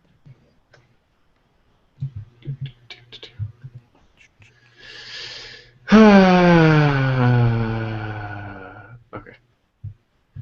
I am at 36:55. Okay, looks like we lost about 10 minutes. It's fine. That's why we do Google Hangouts, because then I can rip the audio from the video. Whew. Have a backup. That's good. See? Yep. When That's you good. do this for 6 years, it just like, even if Google Hangouts sucks, you just kind of bear with it for reasons. Yeah, just let me know when you've got a fresh file ready to. Oh boy. Sorry about that. Let's see No if mine's worries. good. How you doing? How you guys doing? Yeah. No, but don't worry about it. It's mine fucked up too. Okay. Really? Mine's fine. Where are you at, Scott? Okay. What, did it just stop recording at some point, Scott? Yeah. What timestamp? It's like 13 seconds. It got about 15 seconds in. God damn it. All right, well, it's a good thing. Honestly, this is a blessing in disguise. All right, yeah, like, then I'll count both of you in. Just let me know when you guys have audio files ready to start. I mean, it's a good thing I've been relatively quiet. Yeah, it's true. And that that hasn't been my turn yet. This is like, I had to cut in the beginning of last week's show too, the backup, because Andrew's file had messed up as well. Mm-hmm. It's good There that are a lot of dogs barking around me. Yeah, are you? Is somebody dying back there? I don't know. I hope so. They're not my dogs. Okay. We're going to try, because I don't have my audio only set up on this computer for OBS. So we're going to try GarageBand again. Okay, just let me know if it happens again. I will. I'm going to be paying a lot more attention to it now. Mm-hmm. I don't know if you have any apps running in the background, but yeah, GarageBand. I have only Vivaldi and GarageBand running. Okay. I'm ready. Okay. Scott, you ready? Yeah, I'm ready. Okay. I'm gonna count down from 3 to 1. Just hit record on 1 like normal. And then we pretend this never happened. 3, 2, 1. I never forget. Hashtag never forget. Indeed. Yeah, it's time to have that Overwatch conversation. Yeah. Ana is a sniper that shoots both you and your bad enemy friends. So much fun to play. Yeah, Tony's Incredibly. you're a big fan of Ana. Yes. You said you'd played like 4 hours of her So far, something like that. Yeah. I'm pretty close to the same, I think, actually, on mine. Yeah, I've played maybe an hour, probably not even that. Because I still just mostly play competitive, so I'll only play characters that I think are appropriate to the situation. Mm-hmm. And hella folks playing Ana out there right now. Yeah. Dude, so much on it. Yeah, and to re-mention for folks watching, so they nerfed turrets as well.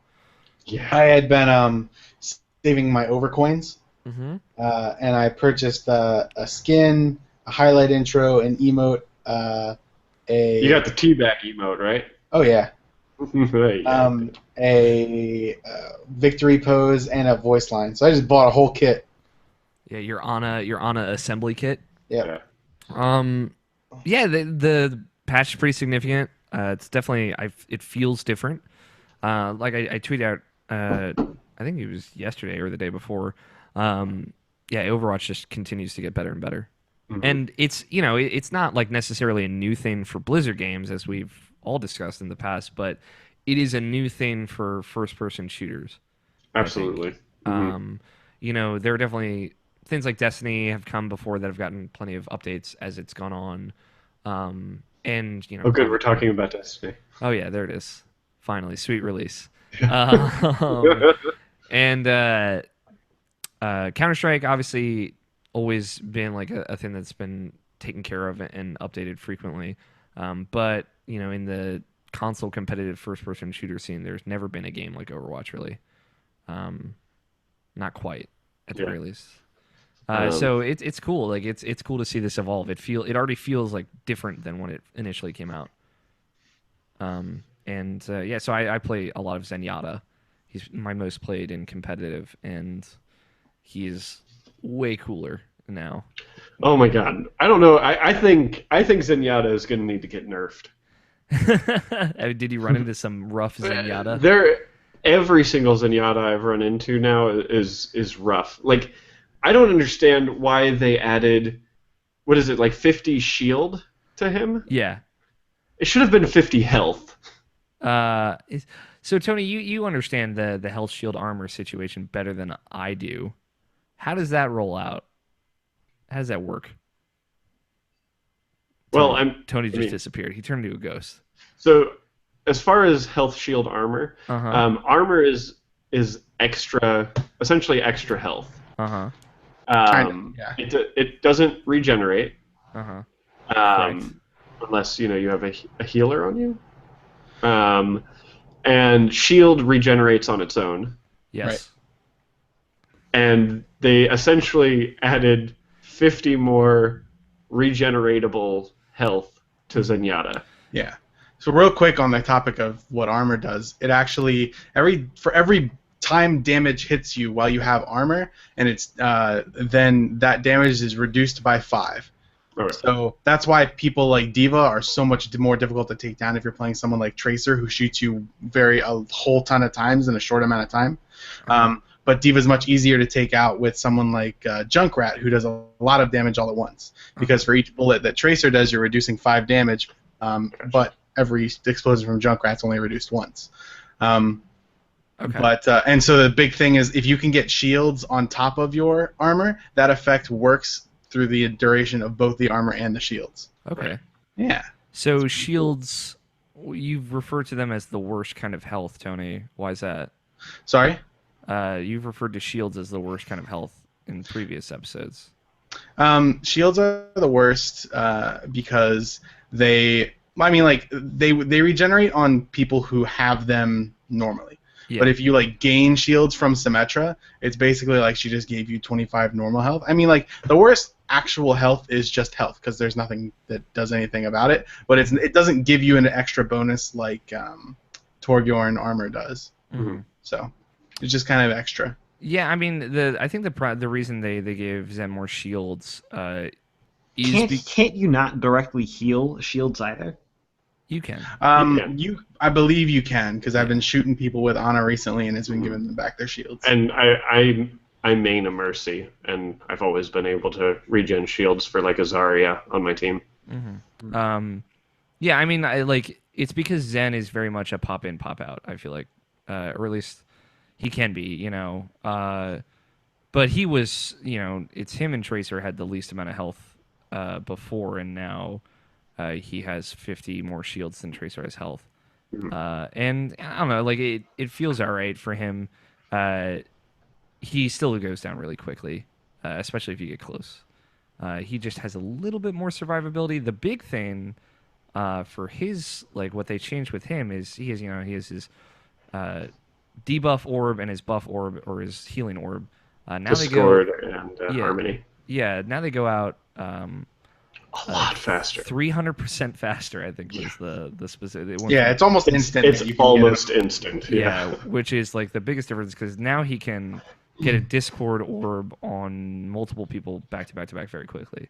So now we might actually see people getting that freaking Zenyatta trophy. Yeah, and in the patch notes specifically, it said made getting that trophy more lenient.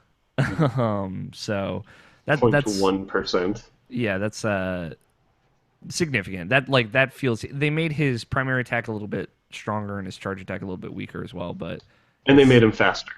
Yeah, faster when he uses his ult. Right. Which is when the first time I did it, because I played so much Zen, it was like, whoa, oh hey, suddenly I'm killing stuff. It's like, slow down, buddy. Yeah, it was cool. I love Zenyatta. I wanted him to be a little bit stronger. He is now, or at least he's a little bit more survivable and a little bit more useful. Which is saying something because in some like a skilled player's hands, he was really handy before. Yeah, now he's just that much more deadly. Which is cool. Like honestly, the most exciting thing out of the update for me was Diva, because when I wasn't playing Mercy, like I've played the game for 80 hours. I've played 30 of those hours as Mercy, and 28 of those hours as Diva. Wow. So. And I stopped playing Diva a lot recently because I started trying out snipers and Tracer.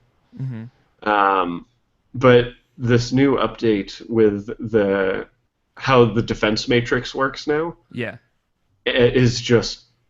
I played my first game as Diva since the patch this morning, and I wrecked 32-3. Was my end game in that, and like not only did the way defense matrix is now, it feels a lot better, and then the fact that I don't get killed by my own ultimate, and my ultimate goes off faster, I'm actually killing people with my ultimate. Yeah, it's like I as someone who never used Diva's defense matrix before, just because like I didn't like how it felt. Playing her now, it feels much better. Yeah. It's subtle stuff too. Like Diva's ult now goes off faster, a second faster, and that 1 second though is huge. It's huge. You know, it's something. It also doesn't damage Diva anymore. And it doesn't damage Diva anymore. It's something you wouldn't think is big, but like my timing is all fucked up now. Like, especially like when I'm playing Junkrat, and I'm trying to avoid that. It's like I'm just a little bit too slow now, and I'm like, okay, I have to start thinking about this more. So the game again, it feels different than it did, and that's pretty big. That's significant, and it feels really good. It just continues to feel great. Tony, this week you sent a tweet out that thanked Blizzard for making the perfect hero for you. Yes, which is Junkrat, according to you. What is like? I've never actually. I don't think I've played in a game where you've played Junkrat. I'm sure you have. But I've never seen you go to town with it. I have played a whole bunch more Junkrat in the past 2 weeks, and I really like him as well. He's a fantastic hero. I sent out a tweet I think a week or two ago that had like an end game report of me playing Junkrat in competitive, and I was just like, here I found it. It was from 16 days ago, and I was like. So it's me with Junkrat in a ranked game, 62 eliminations, 37 objective kills, 24,000 damage, all gold Jesus. medals, and I was like, Reaper still got play of the game by pressing triangle, and I didn't gain a rank. Yep. Come on, Overwatch. I remember that tweet. Yeah. Yeah, there's something about Junkrat. Like, he's got so many different things that he can do. Yeah. Like, you're not just aiming your cursor at someone and shooting it, and you're not, you don't aim your cursor at someone and then use an ability. Lobbing them shots, dog. You certainly can do that, but there's an extra layer of that where you can bank shots off of walls to get it into places where you couldn't before. I do that a lot, yeah. When I first started playing Junkrat, I felt like that was more like like I suck at aiming right now because I don't really play first-person shooters a lot. And then Junkrat is easy for me to play because I can kind of just shoot wherever and sometimes hit people. Yeah. See, but now it's more like that's what I feel is the best thing about Overwatch is you don't necessarily have to be good at a first-person shooter because there's a character that works for everyone. Sure. Yeah. I agree. And kind of the thing that I was getting at in that tweet is like I've gotten to a point of proficiency with Junkrat where I can do things where I didn't think I could do before. Like I use his traps in different ways, and like his I can double jump with his mine now and that kind of stuff. Yeah. To just do kind of ridiculous stuff, and being able to play a character with that level of proficiency feels good. Yeah. It's nice that I can always just kind of whip out Junkrat in any situation and do well. Yeah, it's him and Zenyatta. I've definitely felt. I've had moments where I'm like, oh, like I'm in it. I'm in the zone right now.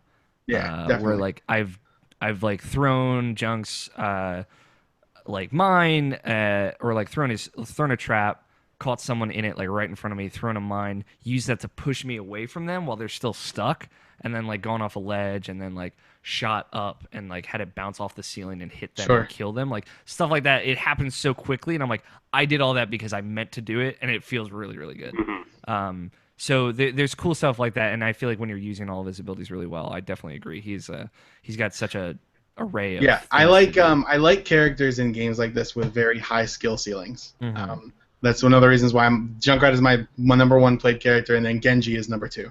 Yeah, Genji's still he's my Everest. Yeah, Genji is something else. But being able to take a character, and Junkrat is a case where like he has a very high skill ceiling, but also a pretty high skill floor. So you can pretty much anybody could pick Junkrat and play with some level of proficiency, which I feel is the case with most heroes in Overwatch. Yeah. Except Genji for me. Genji. I cannot play as that character. Yeah, I think Genji is a good example of someone with a very high skill ceiling and very high skill floor as well. Yeah, it was for me. It was like characters I just kind of not really sunk into were Junkrat and Tracer and Genji. I think Tracer is hard to play on PS4 because unless your vertical sensitivity is very high, you can't like jump past someone and spin around real quick to hit them. My sensitivity on all of my games are like almost to max. Yeah, I had them at default until very recently. I moved both vertical and horizontal up by 5. What I love is that you can change the sensitivity per character. Yeah. Also. I had recent moments with Tracer that I was like, damn, I think I get this now, and I understand like. See, it came off of like and I've had this story in the past couple months. Like I saw someone play like a really good Mei. I'm like, let me give that a shot, and I played that, and then I got it. And now I like really really like Mei. I had the same kind of thing with Tracer where I saw Mei is Mei. Mei is Mei, even though Tony hates her. I saw like somebody using Tracer as like this pursuit character to like hunt down specific things, and it's like, man, that's like such a cool way to play her. And you don't necessarily have to play her that way, although she definitely excels at that, like hunting down snipers and whatnot. And like when I did that, it felt fucking so good. And like that's a way that you can approach that character that is really effective and really helpful. So like I had that moment with Tracer. It's literally just McCree now that I've hit my head against the wall and cannot have fun with so far. Yeah. For me, Tracer is one that I've started recently playing as also. Just because I have a couple of friends who play that character so well, and I really wanted to get into it. And I've found that I excel at the pursuit, and I excel as a bastion killer. Yeah. It's like I teleport right up to a bastion, start running circles around it while I unload, and then as soon as he actually hits me, rewind. Yeah. It's like it's like for so long I've played as a Mercy, and my best friend plays as a Bastion a lot.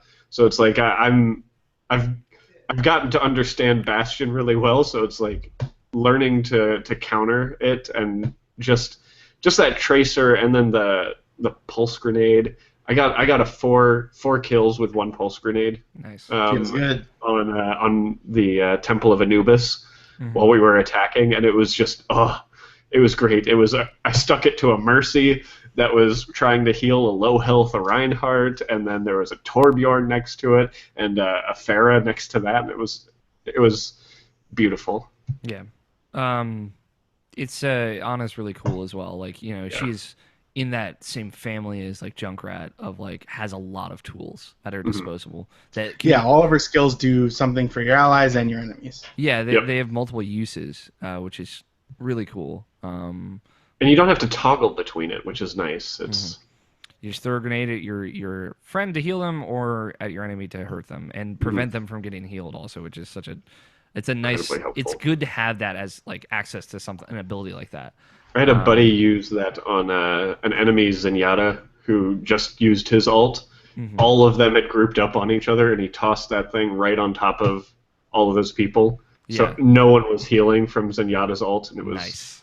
It was beautiful. Yeah, that's a way to do it. And you know, like her buff that she gets so quickly because she's attacking and healing is just, man, that can shift the tide. Yeah. Holy shit. Ben and I were actually playing last night, and we were playing against a team that just had this Reinhardt that was insane. Reinhardt, I've taken a liking to Reinhardt recently. It's worth noting, because I was talking some shit on Reinhardt last week. I had my moment with Reinhardt as well. He's good. I like Reinhardt. Yeah. Reinhardt is bae. Reinhardt is bae. But yeah, this Reinhardt specifically, like I'd never seen one move as quickly and as proficiently as this guy. That was the one on Hanamura, right? Yeah. And he got play of the game. And I'd never seen a Reinhardt play the game ever. And it was awesome. Like I was impressed, humbled by this guy on the enemy team that just really used that character and like teamed up with Ana for that buff to the most effective degree. It was impressive. Oh, yeah. So I like that Ana can also make other characters, slower characters, way more viable for damage and destruction. Damage and destruction. She's a great character, and I feel like that is the character that was made for the way I like to play, because I like sniping and I like support. But she's even better when she's actually in the middle of the group attacking.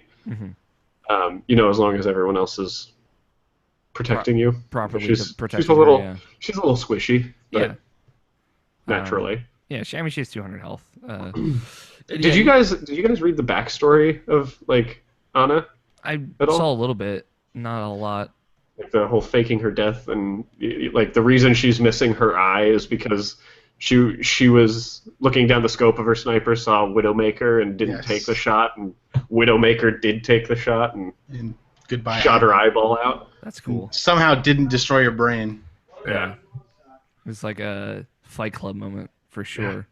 That's cool. Like I still don't really know anything about the lore of Overwatch. You know what else I love? Like I saw the first interaction between Ana and Pharah this morning, where it's like like Ana says, "Don't worry, I've got your back," and Pharah responds with, "If you're here, I'm never worried." Aww. And it was like, oh my god, you guys! Yeah, it's so cute. I saw like a Soldier 76 Ana interaction that was also really cool. And also Ana salutes just like Pharah does as her hello, which I think is cool. Sometimes I get like really entranced at looking at the character's hands when they wave hello.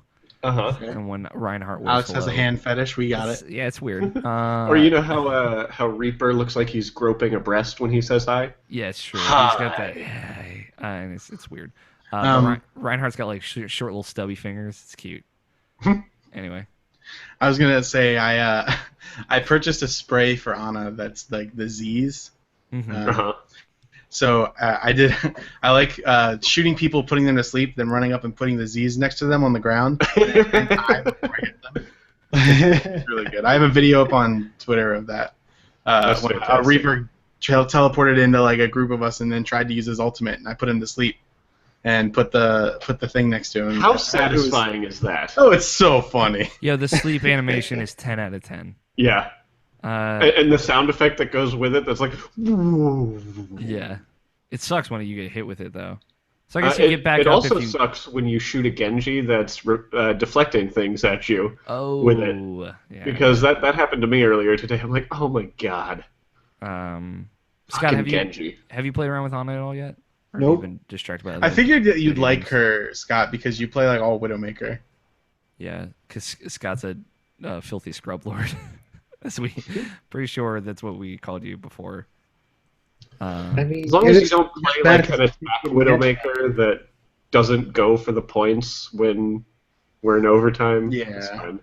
Yeah, fair enough. Hate those. They make me so. I get so salty when we're on like attack, That doesn't and I make see any someone sense. choose You Widowmaker. have a grappling hook. You can You can get move there around and get out. Yeah. Yeah, Scott, like people are dumb. Drives me nuts. The biggest like quality of life change is that the overtime timer now burns down quicker after 10 seconds, Yeah. which is a game changer. Yep. It sucks So- when you're on the other side of that overtime timer. Oh, absolutely. But yeah, I agree. Because that shit goes down lightning fast now, Mhm. and your respawn timer goes up. Yep. By, I think by 2 seconds Mhm. when you're in overtime. So very very different. Makes not just competitive, but any gameplay that goes into overtime, which is almost every Overwatch match. that Unless much you're more just intense. absolutely wrecking the Oh, other yeah. team. It's usually pretty back and forth. Sometimes I get wrecked, sometimes I do wrecking, but I most of my matches by far are relatively even, or at least there is a shot on one side or the Well, other. apparently I need to come play with you more often then. Yeah. I mean, anytime I have a session of Overwatch, it's always like I start at like 45. It's my highest rank I've ever gotten to. Go down to 41, get back up to 45, stop, and then repeat. Gotcha. So that's See, for me, 49 was my highest, and I was doing really well and like keeping at that 49. Mhm. And then just one night, I lost game after game and got knocked down to 45, and I'm like, okay, I'm done playing competitive now. Yeah. I still prefer competitive. I like it a lot. Especially now that competitive has it set to where you can only have one of each character. Mhm. That right there made me start playing competitive again today. Yeah. It's good changes. Good Mhm. changes all around. Definitely.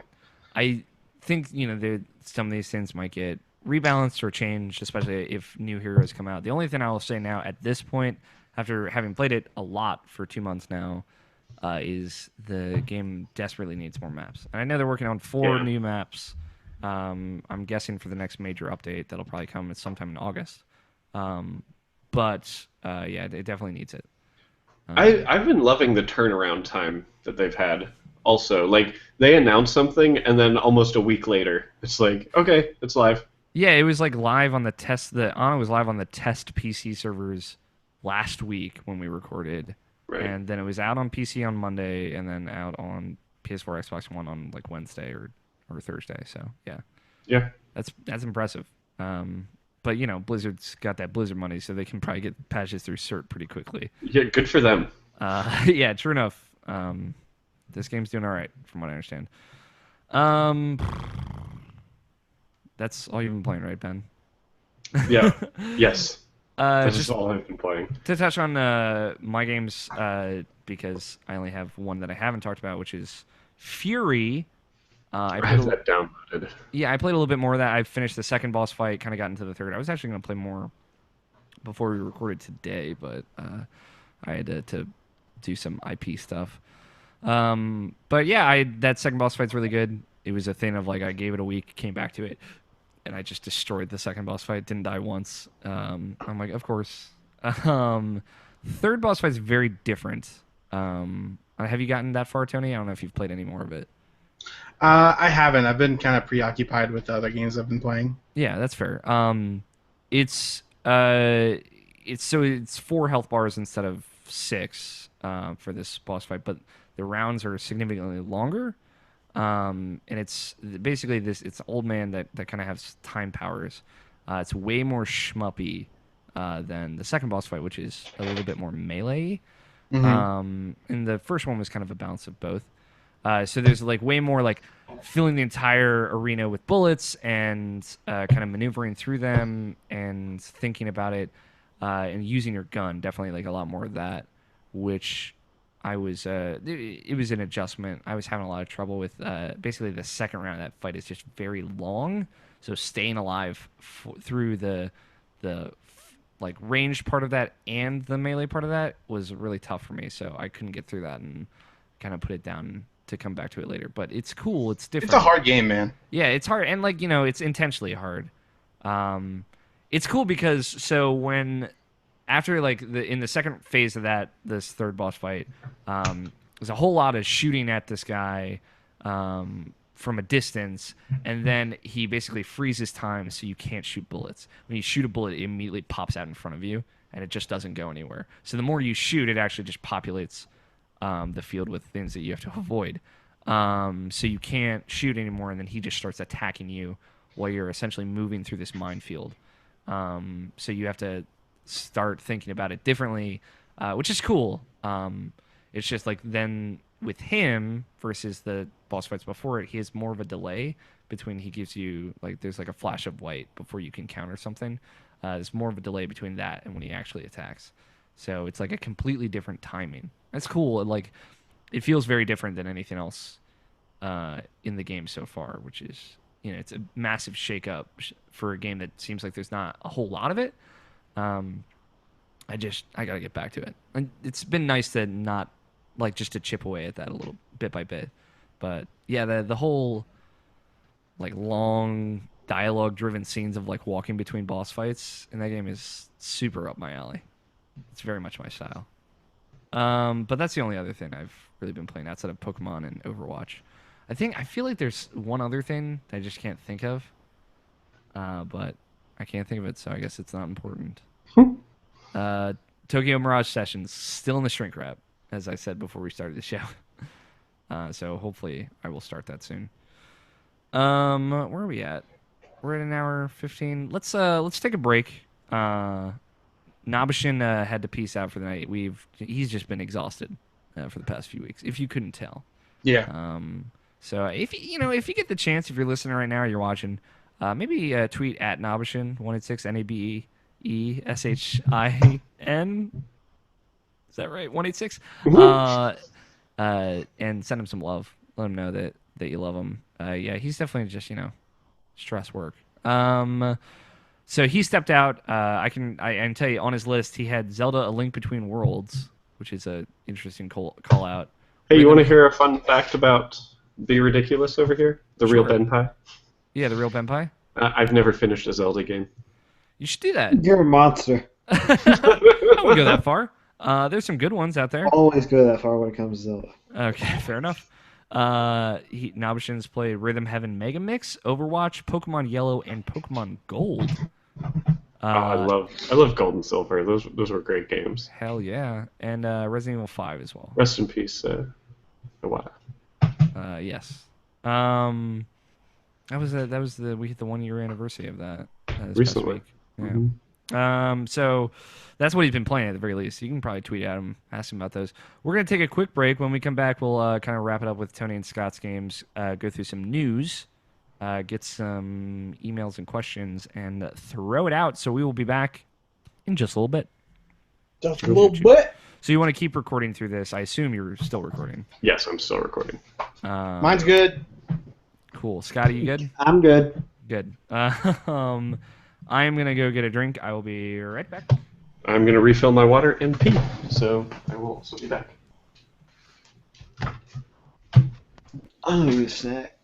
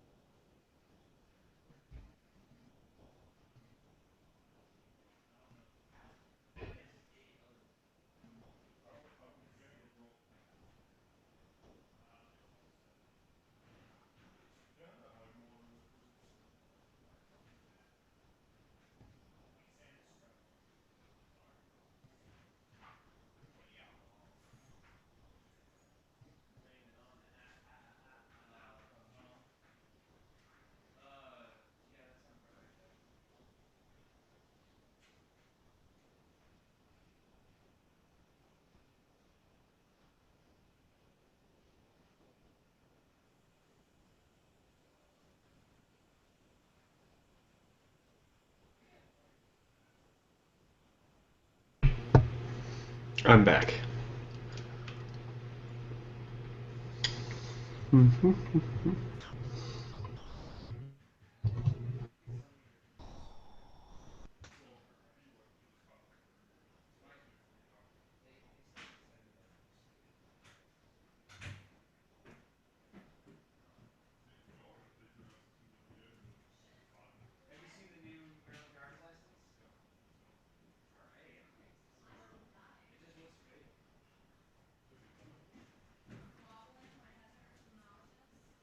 Don't die, Sandra.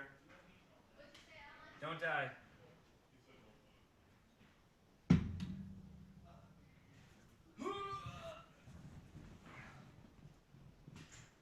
I'm back.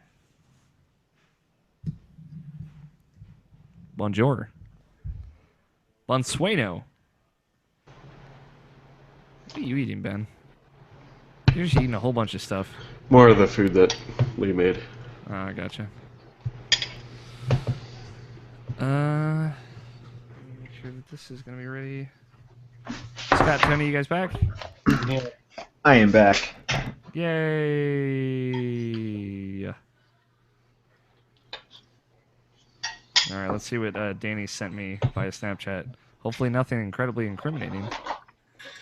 Probably is.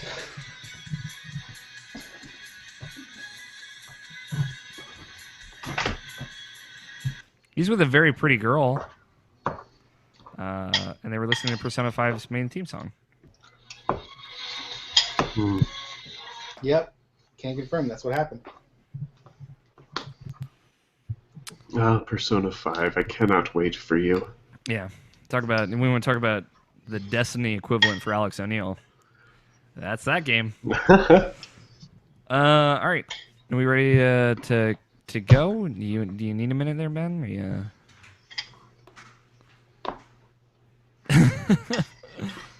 I'll just. Or just.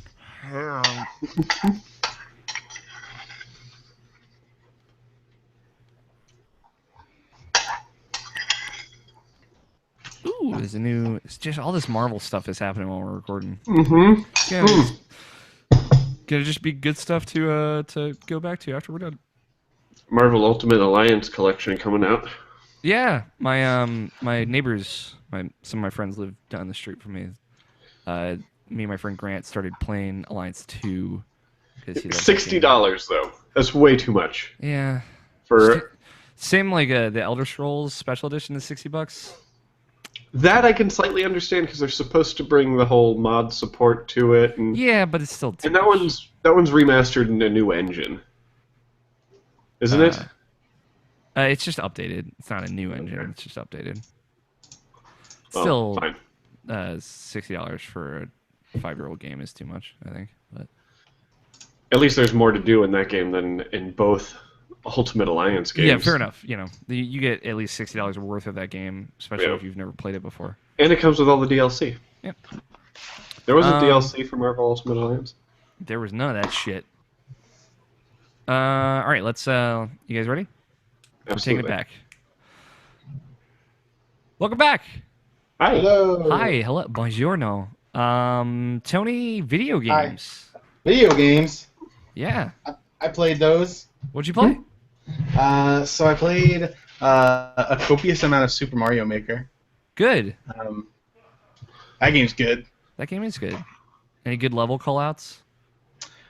Got it. I mean, the same ones as that were talked about back when the game was very popular. That's hot stuff. Yeah. I've mostly been playing. I want some hot stuff, baby. I've mostly just been playing what is it called? 100 Mario challenges. Just kind of going through stuff. I did spend a little bit of time just kind of going through whatever was most popular. A lot of auto play levels. That stuff's neat, but not really for me. Yeah. Have you been making anything? I haven't yet. No. Okay. I haven't unlocked everything yet. Yeah. That's fair. I mean, I feel like that's also a time commitment. Definitely.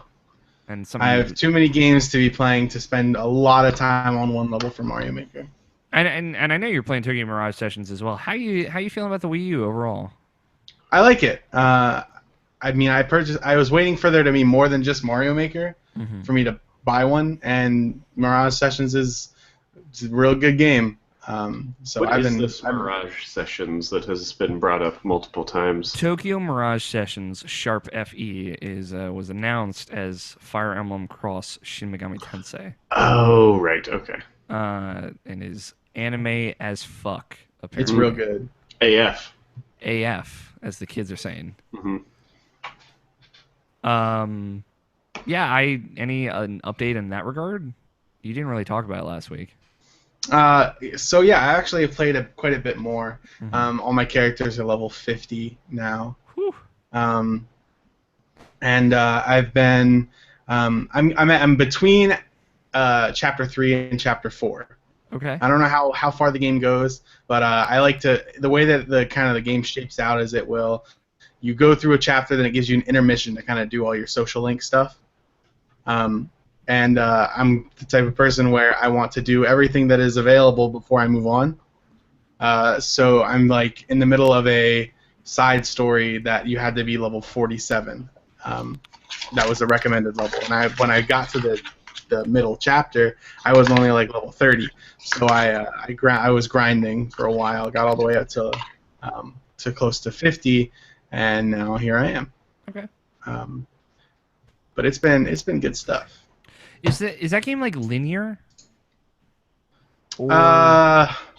As far as I can tell, yeah. Yeah, I feel like that's a difficult game to describe the format of. Is it formatted similar to Persona in that like a new character kind of arrives and then you do something in regards to that character and then they kind of join you? Not yes and no. Okay. It's not so strictly like that. It was in Persona. Mm-hmm. Like in Persona, that was basically the way that the story always went.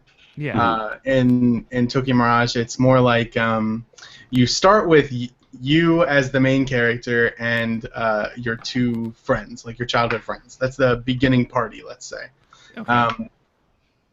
And then the game is about idols, right? And you end up joining a company for performers, and you go with these performers, and more performers will end up being part of the company or joining the company, and in that way they join your party. And then they get super magic powers. So most of them already have those. Huh. Based on how the game works. The only people who actually gain them during the course of the story, at least as far as I have seen so far, are the main character and the person with the main character. Okay. That's So, pretty cool. But yeah, it's a different dynamic. Yeah, it's really good, for sure. Yeah. Would like to play. Own. Should I think play. you definitely should. How is the my concern is it's all in Japanese. It is just text translated. Yes. And the reason why they did that is because it's based on music, and the voice actors did all the music. Yeah. And it's probably way faster and cheaper to localize. But Yeah, probably. Yeah, is that I'm not like super into that necessily. Okay. Do you think it inhibits the experience, or would for me? No, I think it's fine. I think like when I first started playing it, like they say a lot of just random stuff during combat. I have no idea what they're saying because there's no like translation for any of that. Okay. But it's like that doesn't really bother me all that much. Okay. That sounds alright. I think it's alright. What else have you been playing, Tony? So I've been playing Tokyo Mirage Sessions. I've been playing Super Mario Maker. Definitely some Overwatch. Yeah. And I think that's mostly it. I haven't gone back to Valhalla this week. Okay. Just haven't had time to. But that's basically it, I think. Yeah. It's been a pretty normal week for me. Okay. A lot of Overwatch. Hella Overwatch. Hella Overwatch, indeed. It's crazy. Is I play so much of that game, and there are people like Ben out there that play so much more of that game. I just don't get it. Like, like, how do you play so much? how do you play so much, Ben? Is it literally all you play? I mean, pretty much. Because Because I've put like between competitive and I gotta go to watcher.gg. But between competitive and quick play, like I think about 50 hours into that game. And I haven't prestiged or anything yet. But my friends, Mayumi and Albert, who are the folks that I play with the most, just so much Overwatch. Mhm. And I'm like ranked 54, which I consider pretty high. Like, Yeah, I think it's pretty good. I haven't gotten that far in like a Call of Duty rank, which Okay. this is close to in like centuries. It feels like since like Modern Warfare 2. So I feel like I play a lot of that game, but clearly not enough. It's actually funny that you bring that up because my friend Kenny, who's the one I play the game the most with, was really frustrated that I'd prestiged already and he hasn't. And he's like, how is that even possible? You and I have played the same amount of time. And Kenny only plays the game when I'm playing the game. Uh-huh. But he's played the game for 50 hours, and I've played the game I just looked up on Watcher.gg. I've played it for 93 hours. Yeah. I've And I'm played like, well, Kenny, there's the difference. it's is 40 I've played hours. almost twice as much as you. Yeah, like so what competitive launched less than a month ago, right? Yeah. And I've put 20 hours into competitive alone, which is insane. And then a day and 7 hours into quick play, so about 51 hours total. That's a lot, Certainly is. I just want to say, like, I feel like I'm sick of people judging me, saying I'm a filthy casual. And Well, I mean, you're filthy either way. I'm filthy for sure, no doubt, no arguments.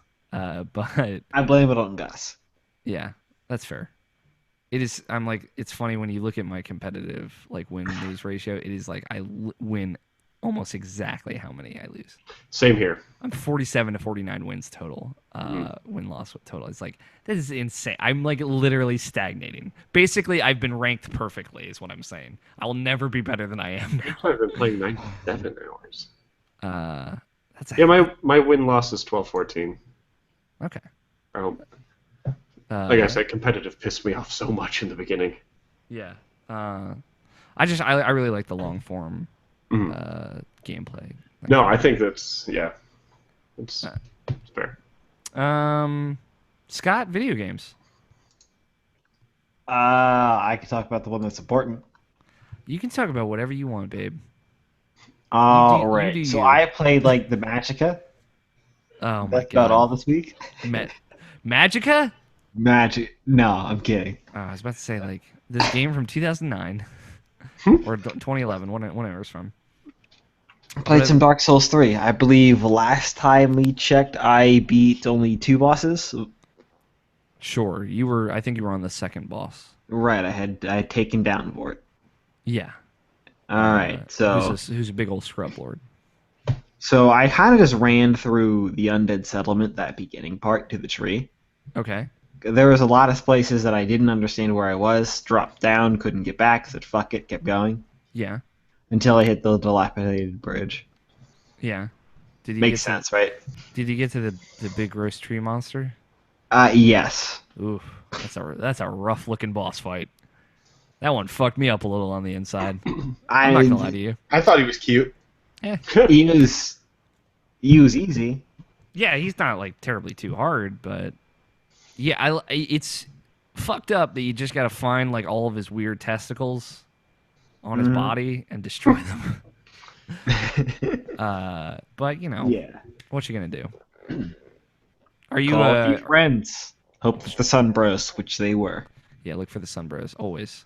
Are you playing like a lot of multiplayer with that game? Are you Not a summoning lot, people? just on that boss, really. Like just because they were there, Mhm. I was like, I got a couple of Sun Bros. Sun Bros, man. Yeah, Mhm. you never deny help from a fellow Sunbro. Unless you're a jerk. Unless you're a jerk face, like Joseph Fate. Wow, the call-outs. Call out, man. There it is. Joseph Fate, I'm calling you out. So yeah, I killed him, and then I did a bunch of the side quests before I went to the next area. Okay. So I believe the best one is the one Roundhead, Yeah. that Yeah. guy. The Onion Knight. Sigward. Also Yes. known as Onion Bro. Yeah, that's a good one. He just like comes down, helps you beat a big demon man, drinks, and falls asleep. It's pretty good. I was surprised when he came to help me. Yeah, it was great. Because When he I just was- starts yelling, you're like, whoa. You should have waited. I was Yeah. like, yeah, thanks, but I'm a little impatient and I need to get by. Yeah, and he does good. And then he comes in, and he jump slashes the motherfucker. And I'm like, whoa! I guess we're taking this guy down. Yeah, Sigurd's all right. He's a true bro. He might not be a sun bro through and through, but he's an onion bro. That's for sure. Yes. And it's cool. Like, he's like this offshoot character that people fell in love with from the first Dark Souls, and he's in this now for some reason. So it's cool. Yeah, he's great. Yes, agreed. I met the giant at the top of the tower. Yeah. Did you befriend him? Absolutely. Yeah. I killed Why him would the first I? time through. Why would I murdered do him. anything else? I didn't know that you could talk to him. I just hit him before I could. Yeah, so Tony's a monster. Can he wreck you? Does he fight Oh back? yeah, Yeah. yeah, he super does. Yeah. I would assume that they would make him harder to fight than a dragon. He's not actually. He wasn't that difficult because his size kind of prohibits him from doing anything on the top of that tower. Yeah, that's what I figured. So you can kind of just hide inside, hit him in the legs until he dies. That's fucked up, Tony. I didn't mean to. No, you meant to. I mean, Onion Bro told me to go up and kill him, so I went up there and I fucking killed him. Yeah, if Onion Bro told you to jump off a bridge, would you? I would. Immediately. Onion Bro actually goes up and tells you, "Hey, maybe I should ask this guy to stop throwing great arrows at me." Yeah, probably. Maybe. That's what Hey, he bro, tells could you stop? Tony just decided to ask him to stop with his weapon. Yeah. 'Cause he doesn't- It was effective. It's super Yes, effective. but when you go back, he doesn't throw the great arrows at you anymore. No. Correct. I mean, I know He Tony Kills knows other that things now. with it, and it's great. It's great. It's fun. It's a good time. So I went ahead and I did that, Cool. and then I went over and I was looking for the guy in High Walls of Lothric, the guy in the jail cell. I was looking for that guy, the and the dragon was annoying me, so The guy's I name is Grey Rat. yes. was looking for him. And the dragon was annoying me as I was doing it because So I couldn't you shot remember him in the which tower it tail was. 700 times. So you can only carry 99 arrows, and I think I used about 80. I Okay. shot him in the face. Okay. I was That's also upset. effective. Did you kill him? He flies away. Oh, okay. Fucking pansy. Pansy dragon. So I went ahead Pansy and I picked up all dragoon. the items in there, which one of them was a claymore. Yes, it's not as big as it needs to be, Of but course for not. now it'll do. No two-handed sword is big enough for you. There needs to be a certain reach. Hey, listen, I know your whole thing about swords and shit. And I'm not entirely sure where I found.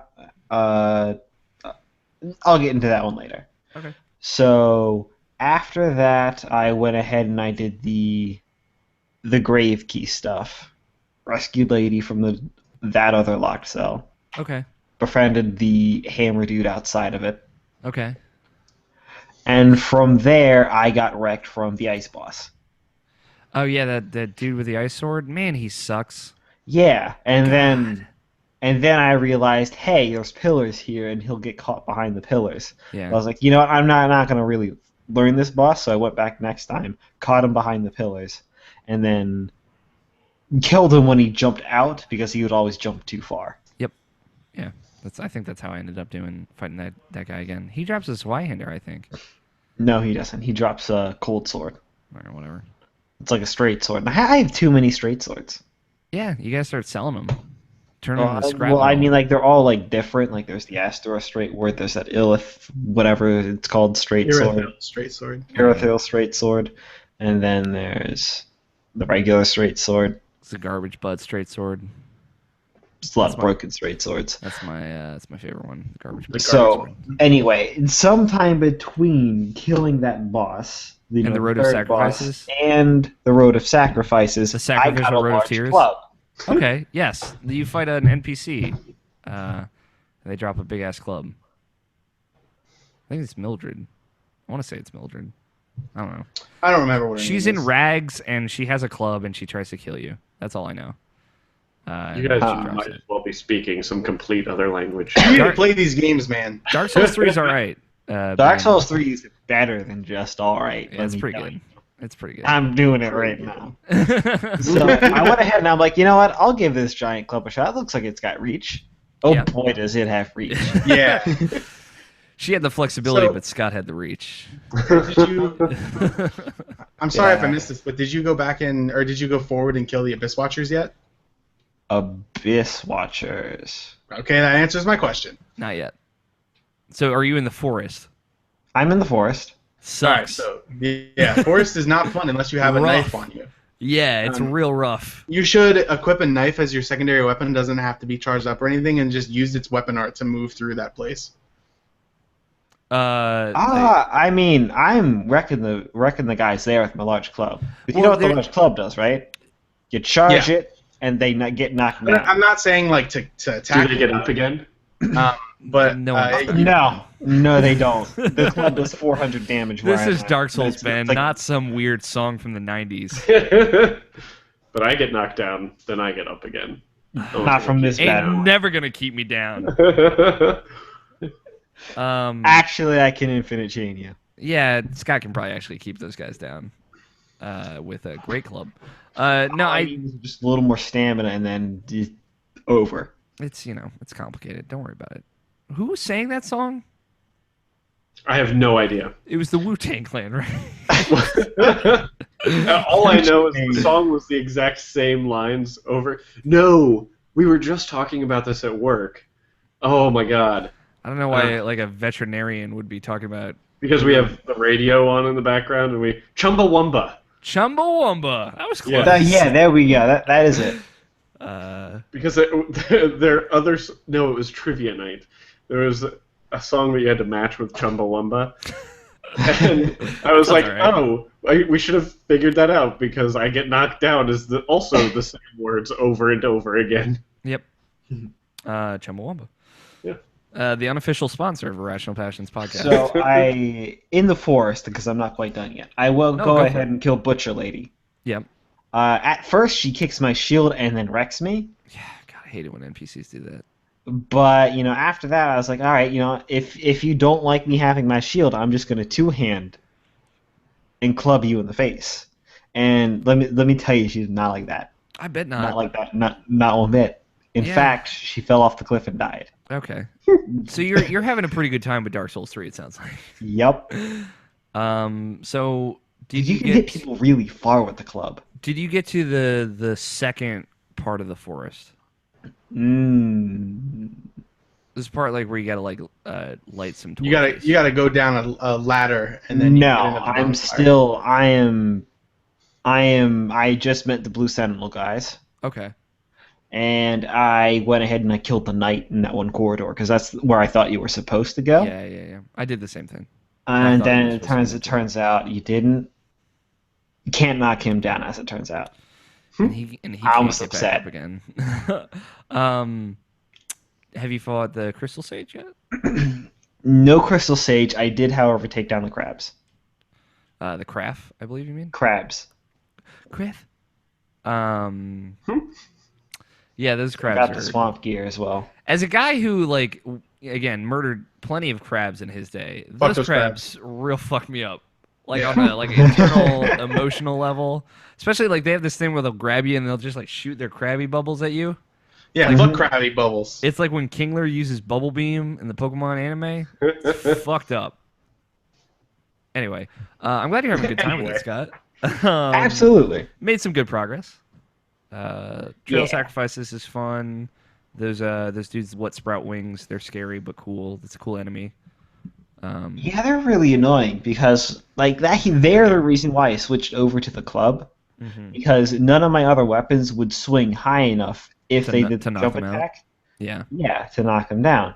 But then I had the club, which was a direct overhead swing, which would also put them on the ground. Yeah. Well, you got plenty of Dark Souls left ahead of you.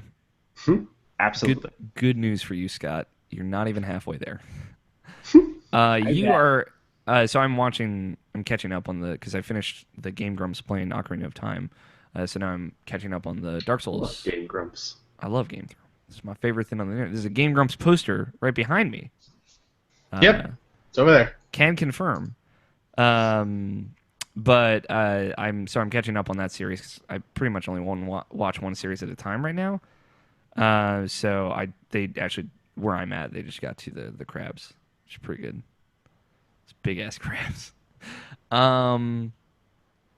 Anything else you've been playing, Scott? Or is it just Dark Souls? Take your time. I won't rush you. I'm Scott. I've been playing Miley Cyrus. Miley Cyrus, go singing to her thing. Scott, are you okay? He came in like a wrecking ball. Not paying attention right now. Oh, did you play anything else, Scott? Me? Not really. I played an extra mission in XCOM for the entire week. Okay. At least you're still kind of chipping away at that. You got to finish that. And then a bit of Pokemon Go. So I figured out how I can actually play Pokemon Go during the week. Okay. It is you know that battery pack that I have? Sure. All right, well, it is a giant ass battery pack. It's double the size of my phone, pretty much. Yeah. So I put that on, Okay. low power mode, Yep. and that's it. And then I play a whole bunch of Pokemon. I walk around about 15 kilometers a day. Damn. So yeah, I just hatch eggs. Yeah. I have it on the hatch eggs. Yeah, both my roommates are obsessed with Pokemon Go. That's real good. Which has led to a lot of interesting conversations about it. And, obviously there's a whole bunch of cultural things happening around Pokemon Go that maybe we'll touch on a little bit in news, but probably not. But because we've talked a lot about Pokemon Go to establish, Ben, before you get so offended. But yeah, my roommate's like, yeah, I've walked like 56 kilometers since Pokemon Go came out. And they both they'll go to the Inner Harbor in Baltimore just to walk around the Inner Harbor because they're like, there's a whole bunch of Magikarp over there.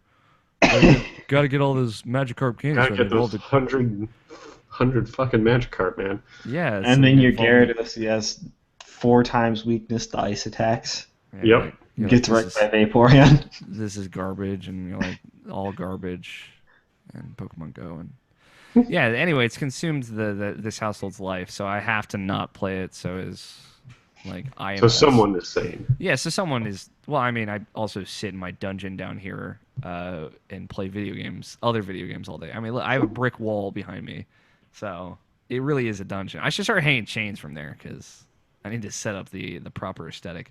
Let's take a little dive into some news. News in gaming. There was a thing that happened, man. It looked like you were not ready for it. I was not ready for it. Let's talk about some news. Pokemon Go is the biggest thing ever. Biggest thing ever. It's called. I just wrote in the doc, best app ever. So it released in Japan a couple days ago, and now is the. They tested it out in every other market before they're like, okay, it's ready for you guys. Yeah, it's like finally Japan. Well, because it's like that's like a world-ending release in there. So it's been sitting on the top-grossing iTunes Free and top-grossing both of those charts since it came out.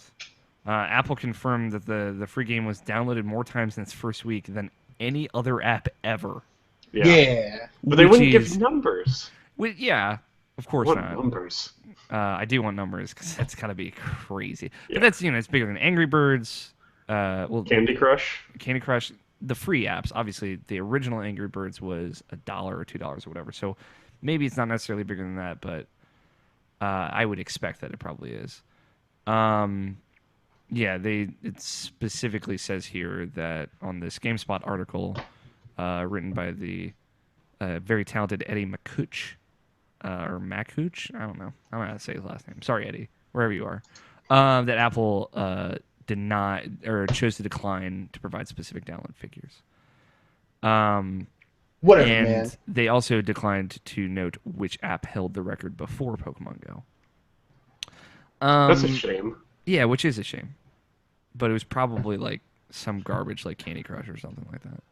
Or was that Game of War or something Game like of War or Clash of Clans. Yeah. Something stupid that no one in their right mind would ever play. Yeah. Oh, and it's also in the Some top weird. grossing, so people Yeah. play it. So the firm estimate is that 2/3 of all Pokemon Go downloads are for iOS devices.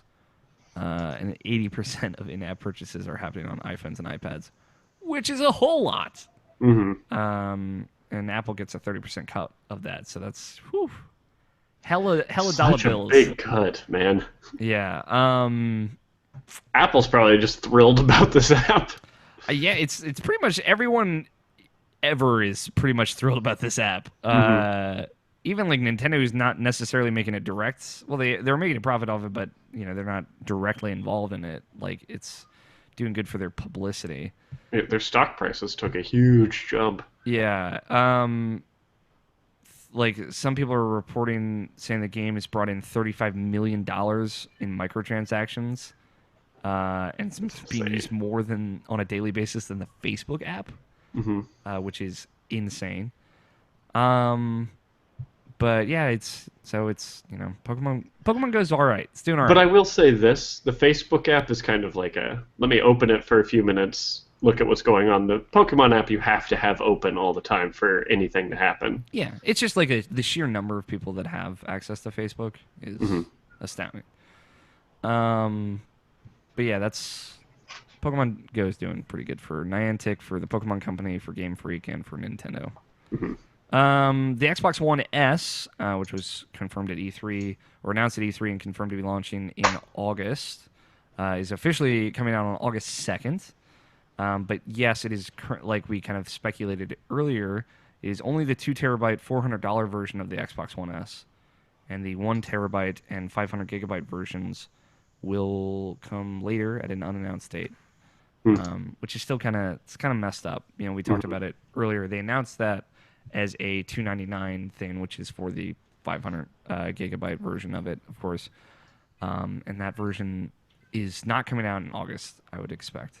The original rumor that is that it would come out November, December, or at least in that time frame. But we don't. It could still come out in August. We don't have like a firm date on that at all.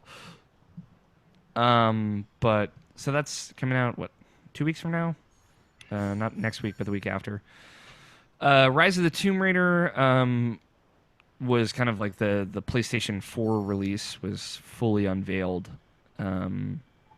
For folks who don't know, Rise of the Tomb Raider came out on Xbox One last November and PC this past January. And the PS4 release would... Oh, God, these ads really freaking me out when they play through my headphones. The PS4 release would come out at an undisclosed time this holiday. It's coming out October 11th and celebrating the 20 years of Tomb Raider. Of Tomb Raiding! Whooped. I'm stoked about that. Yeah, it's cool. They're adding a bunch of new stuff too, so it's which also sounds totally awesome. Yeah, there's a completely new story chapter called Blood Ties. There will be a co-op mode as like some kind of endurance gameplay. Kind of like Don't Starve, but in a Tomb Raider style. Yeah, like where you have to eat food to regain health and gather supplies and stuff like that. Which like is cool. 7 Days to Die. Like 7 Days to Die. Ben Riddick's unofficial game of the year for 2016. Yeah. And all the previous DLC, which was, from what I understand, like extra tombs and like a challenge room stuff. Remember the classic Lara Croft skin? Yes, you can play as super polygonal Lara Croft. The content will be free for Xbox One and PC players, which is awesome for if me. they got the season pass. If they had the season pass. There was also going to be a VR thing for the PS4 version, which obviously is only going to be for PSVR. And it's only tied to blood ties, right? Yeah. So basically, in Blood Ties, you'll be able to explore the Croft Manor. Yes. This is the quote I have here. Blood Ties, a new premium DLC, beckons players to explore Croft Manor in a new story mode, then defend it against zombie invasion in Lara's nightmare. When Lara's uncle contests ownership of the manor, Lara must explore the estate to find proof that she is the rightful heir or lose her birthright and father's secrets for good. So yeah, and then you can replay the zombie mode as kind of like a challenge thing. And that you'll be able to do that in PSVR if you get the PlayStation 4 version. But all of this will be available for Xbox One PC versions, save for the PSVR stuff. So that's cool. All cool stuff. Cool way to celebrate 20 years of Tomb Raiding. It's got a very cool cover art, box art for the Rise of the Tomb Raider 20-year celebration edition. That's very reminiscent of a certain Uncharted collection, but well, Neil Druckmann already sent out that tweet, so I don't know if any of you saw that, but it was really funny. Worth looking up. Trying to think. Yeah, have you played that at all, Ben? Which one? Rise of the Tomb Raider. I haven't. I've been waiting for it to come out on PS4. Really good. Really excellent game. I love. I've been really happy with Tomb Raider. Mm-hmm. I loved I loved the remake, Mm-hmm. and I was just super stoked about Rise of the Tomb Raider. The only thing that made me I felt very uncomfortable playing Tomb Raider with my door open when it was hot outside, because it's anytime something bad happens to Lara Croft, it Weird noises. sounds like I'm watching porn. Yeah, there's none of that in Rise of the Tomb Raider. That's nice. Yeah, it improves on everything that reboot laid out in every way. So Good. Very good. Very I can't good. wait to play it. Yeah. For folks that did not pick it up on Xbox One or PC, you got a hell of a game coming out October 11th. And I knew that all of the DLC and stuff would be on a $60 version, so it's Yeah, I'll wait. I haven't played any of the DLC at all. I'm probably gonna get this Blood Ties thing, just to kind of touch on that a little bit. That sounds super exciting to me. I love that kind of stuff. Mm-hmm. Something that I can just sit down, not have to worry about killing things or surviving, but just wander around. Yeah, and speaking of Easy Allies, we mentioned earlier, they talked a little bit on last week's Easy Allies podcast about exploring Croft Manor in, I think, the second Tomb Raider game. It sounded cool, and it's cool that they're kind of adding something like that to this new Tomb Raider. Life is Strange Episode 1 goes free permanently. So anyone out there on Xbox One, PC, I don't know if it's PC. I know it's Xbox One, PS4. Can go and download the first episode of Life is Strange, give it a shot. I think that Tony had played it. He enjoyed it. I think that has a strong first showing. It does. And it just gets better from there. Each episode just gets better and better, I think. I love that game. Me too. I feel like we had talked about it on an episode of Nerdy Nights at some point. No, we did your Irrational Passions little guest top 10s. Yeah. And I think I talked about it there. Mm-hmm. What was it on your list? I don't remember. Yeah, somewhere on there. At Yeah. the very least. That was my game of the year for last year. Right.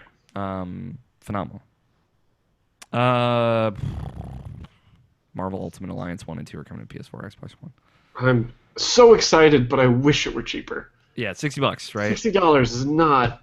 It's not worth It's $60 hella money. for that old of a game. When did the first Marvel Ultimate Alliance come out? It was that must have been at the latest 2006. October 24th, 2006. That is a 10-year-old game. God damn. And I hear it's fun though.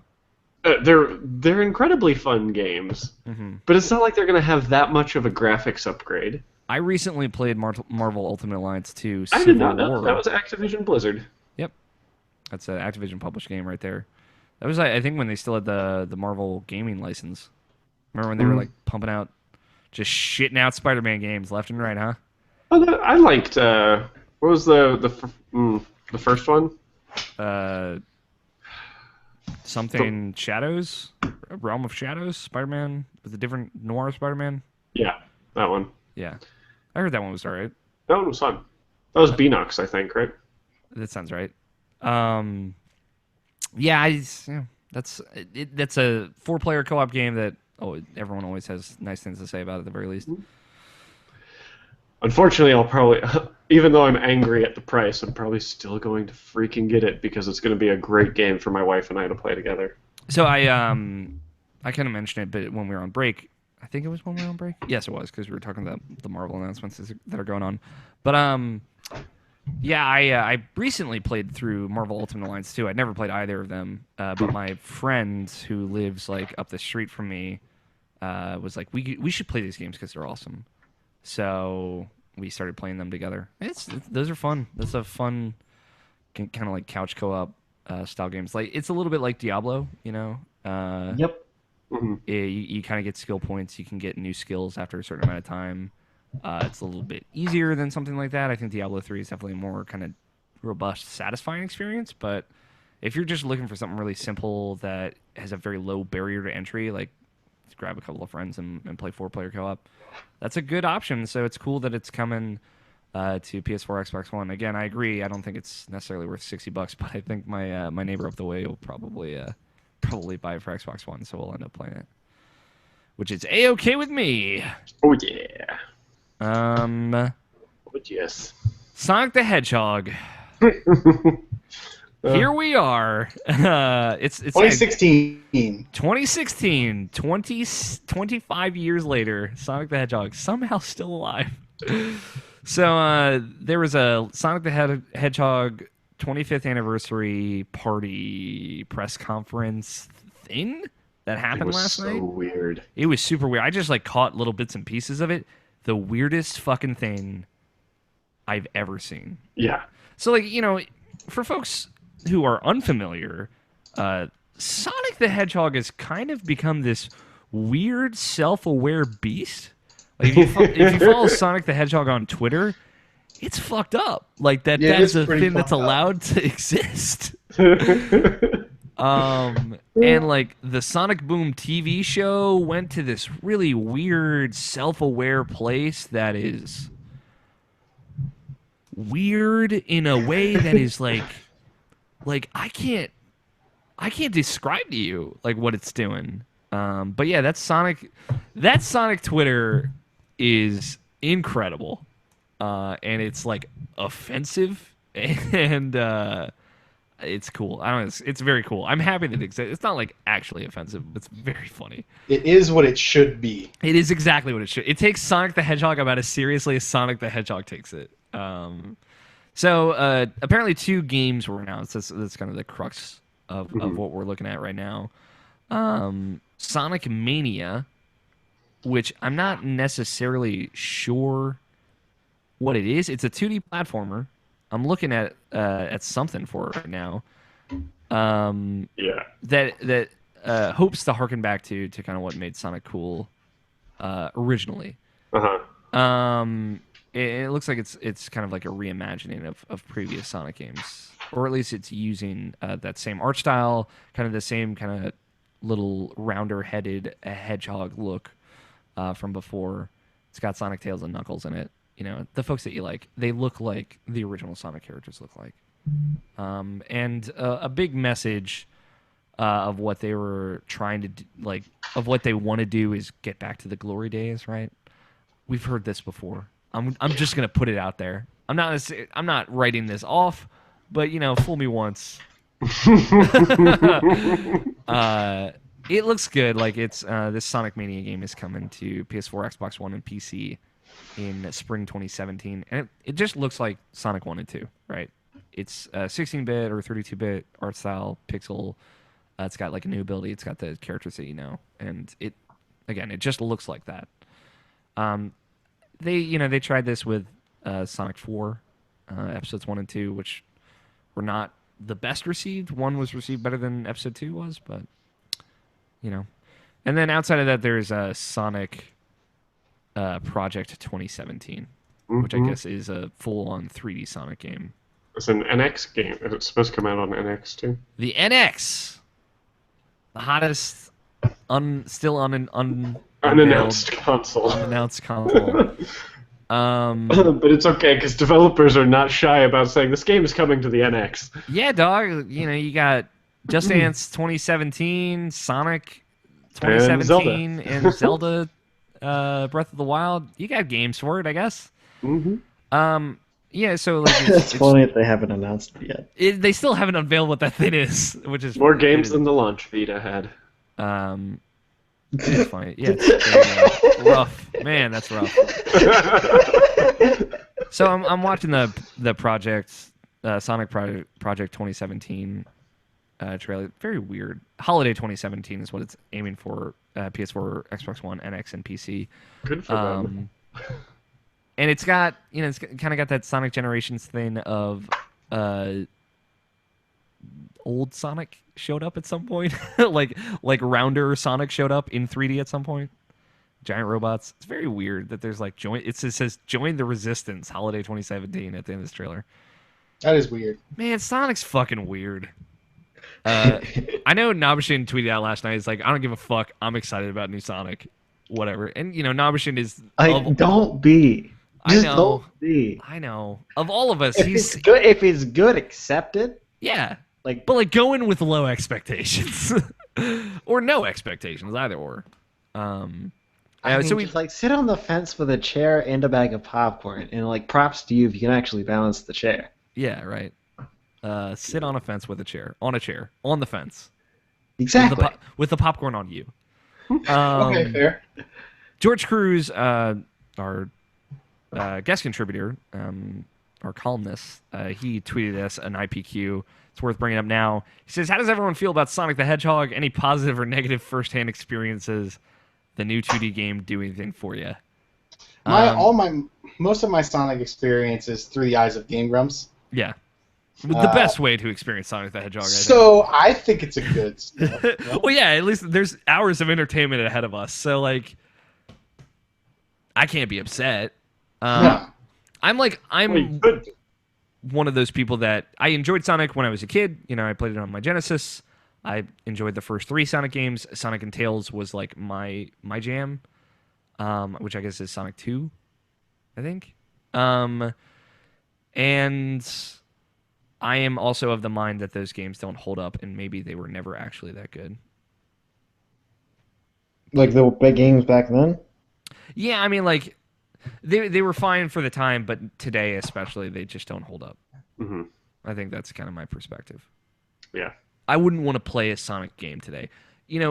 I would give it a shot at the very least. I haven't tried going back. The last time I tried going back was maybe about 7 years ago, and I was like, man, this is kind of. It's just it feels a little more sluggish than I kind of wanted it to.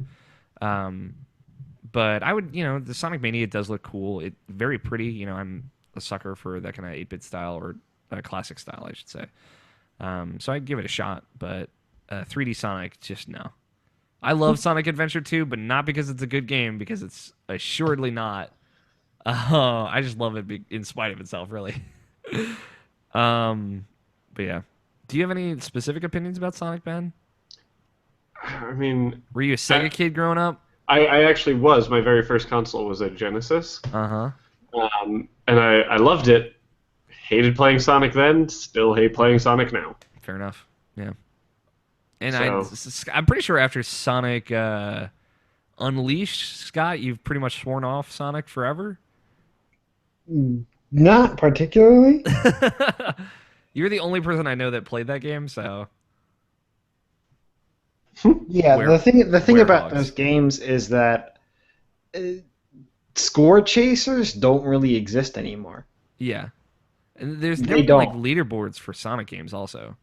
Right. I'm just talking about in general, score chasers are off the maps Yeah. completely. Regardless of genre, score chasers are gone. Yeah, they're just the folks Well, that, I mean- that do And- summer games done quick and hang out. People still like Trials though. I mean, that's a score chaser. People still try it, Mhm. but it's It's not as big as it was. not even close. Yeah. Fair enough. So And that's what that entire idea was built around. Yeah. Gotta go fast. Gotta go fast. Tony, do you have any relationship with Sonic the Hedgehog? I mean, I Other than played, a sexual one? Alright. I played a whole lot of Sonic Adventure 2 Battle. Fuck yeah, you did. The best Sonic the Hedgehog game, The unquestionably. best Sonic the Hedgehog game. I had a sexual relationship with the Chow Garden. Yeah, you did. Man, the Chow Garden was legit. Yeah. Man, you raise them and you make them wrestle. Yeah, dude, Or sumo, it was whatever it super was. fucked up. It was sumo wrestling. It was super fucked up. It wasn't fucked up. It was pretty good. I liked that game a lot. And then I played like Sonic Heroes Director's Cut. Yep. That game was aight. Yeah. I think I've only played like the decent Sonic games. Right. Sonic Heroes was cool. It was a cool idea. There is what is the Game Grumps recently played it. There's a Sonic game where like you play from different people's perspective. Like the first thing that happens is Sonic is next to a pool. And Yeah, it's Tails Sonic crashes. Adventure. That's the original Sonic. I played that. Yeah, that's a as terrible well. game. And that game was bad. That's a terrible video game. Unquestionably. And I played Sonic Pinball. Yeah, well, that's fine. That's just a pinball game, game's though. alright. It's Yeah. just a pinball game, though. It's like Pokemon Pinball on the Game Boy. Metroid Prime Pinball is where it's at, also. Worth noting. That's my Fair favorite. I mean, my general stance on that topic is fuck pinball. That's also fair. I can see why Yeah, people I don't can- like pinball. So. Score chasing again. Yeah, there you go. It's dead. Yep. Just like Sonic the Hedgehog, Scott, what I need you to do for me is pop open this little link we got in here. You mean the NPDs, and you want me to go through them lightning fast, Tell me about NPDs from bottom to top. really fast? Just like go for it. Yeah. The theme of Sonic. Yeah, gotta go fast. Start with number 10, Scott. Well, I mean, that's definitely not how that goes, but okay. Number 10, Minecraft. Number 9, Destiny the Taken King. Number 8, Call of Duty Black Ops 3. Number 7, NBA 2K16. Number 6, Uncharted 4, A Thief's End. Number 5, Mirror's Edge Catalyst. Number 4, Doom. Number 3, Lego Star Wars The Force Awakens. Number 2, nothing. Number 1, Overwatch. Yeah, Grand Theft Auto 5 making its great appearance as nothing once more. So, big thing about NPDs that's shifted recently is that they now include digital sales. Yeah. Unless otherwise. which Which basically means that the PS Plus games every month are going to be on the NPD list. Not necessarily. As you can see, some of these are marked here, like Doom, Uncharted 4, and Minecraft are all listed as does not include digital sales, and Overwatch doesn't include BattleNet sales for PC, because I think those are like specifically Blizzard gets those numbers and they don't have to release them to anyone if they don't want to. So I believe to an extent it's like on a publisher participation list. But let me see. Any important notes? Obviously, Overwatch being number 1 from June makes sense. It kind of released was the 26th of May. I just want to say real quickly, I agree, Scott. Number 2 was nothing. Are you also not a big GTA 5 fan? No, not at all. I don't know. I really do not understand why that is such a big deal of the game. Yeah, I can don't- explain it to you. It's people like shooting people. In There's video that. games. There are plenty of other games that you can play, and obviously, just people don't like Just play video Overwatch. games. I mean, like, you want me to explain it to you? Well, I'm curious, Scott, what you believe is the reason. Yeah. Okay, so Hit you me like with it. Fallout, right? It's all right. Yeah.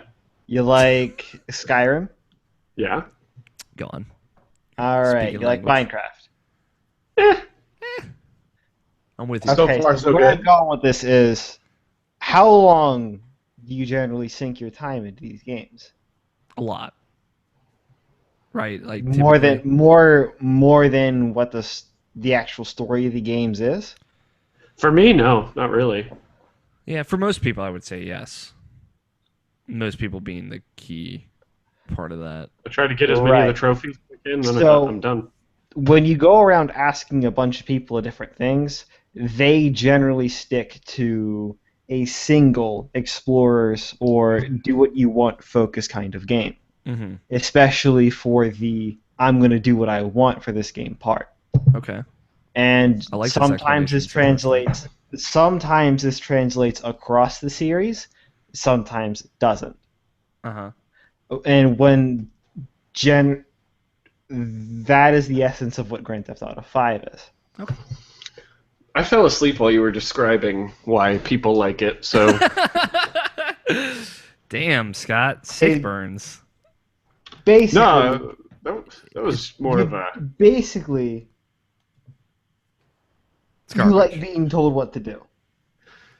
That's what it boils down to. Okay. Pretty much. Yeah. Sure. Why not? I'm into it. Lead me. Call me a panda and make me fuck. I'm pretty sure that's right. Anyway, well, off of nothing.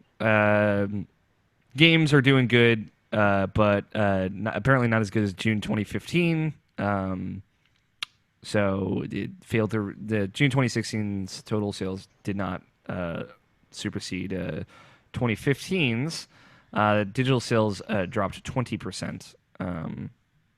From 879 million to 652 million, which is... Wasn't last year People are off spending all their June, though? dollars for VR.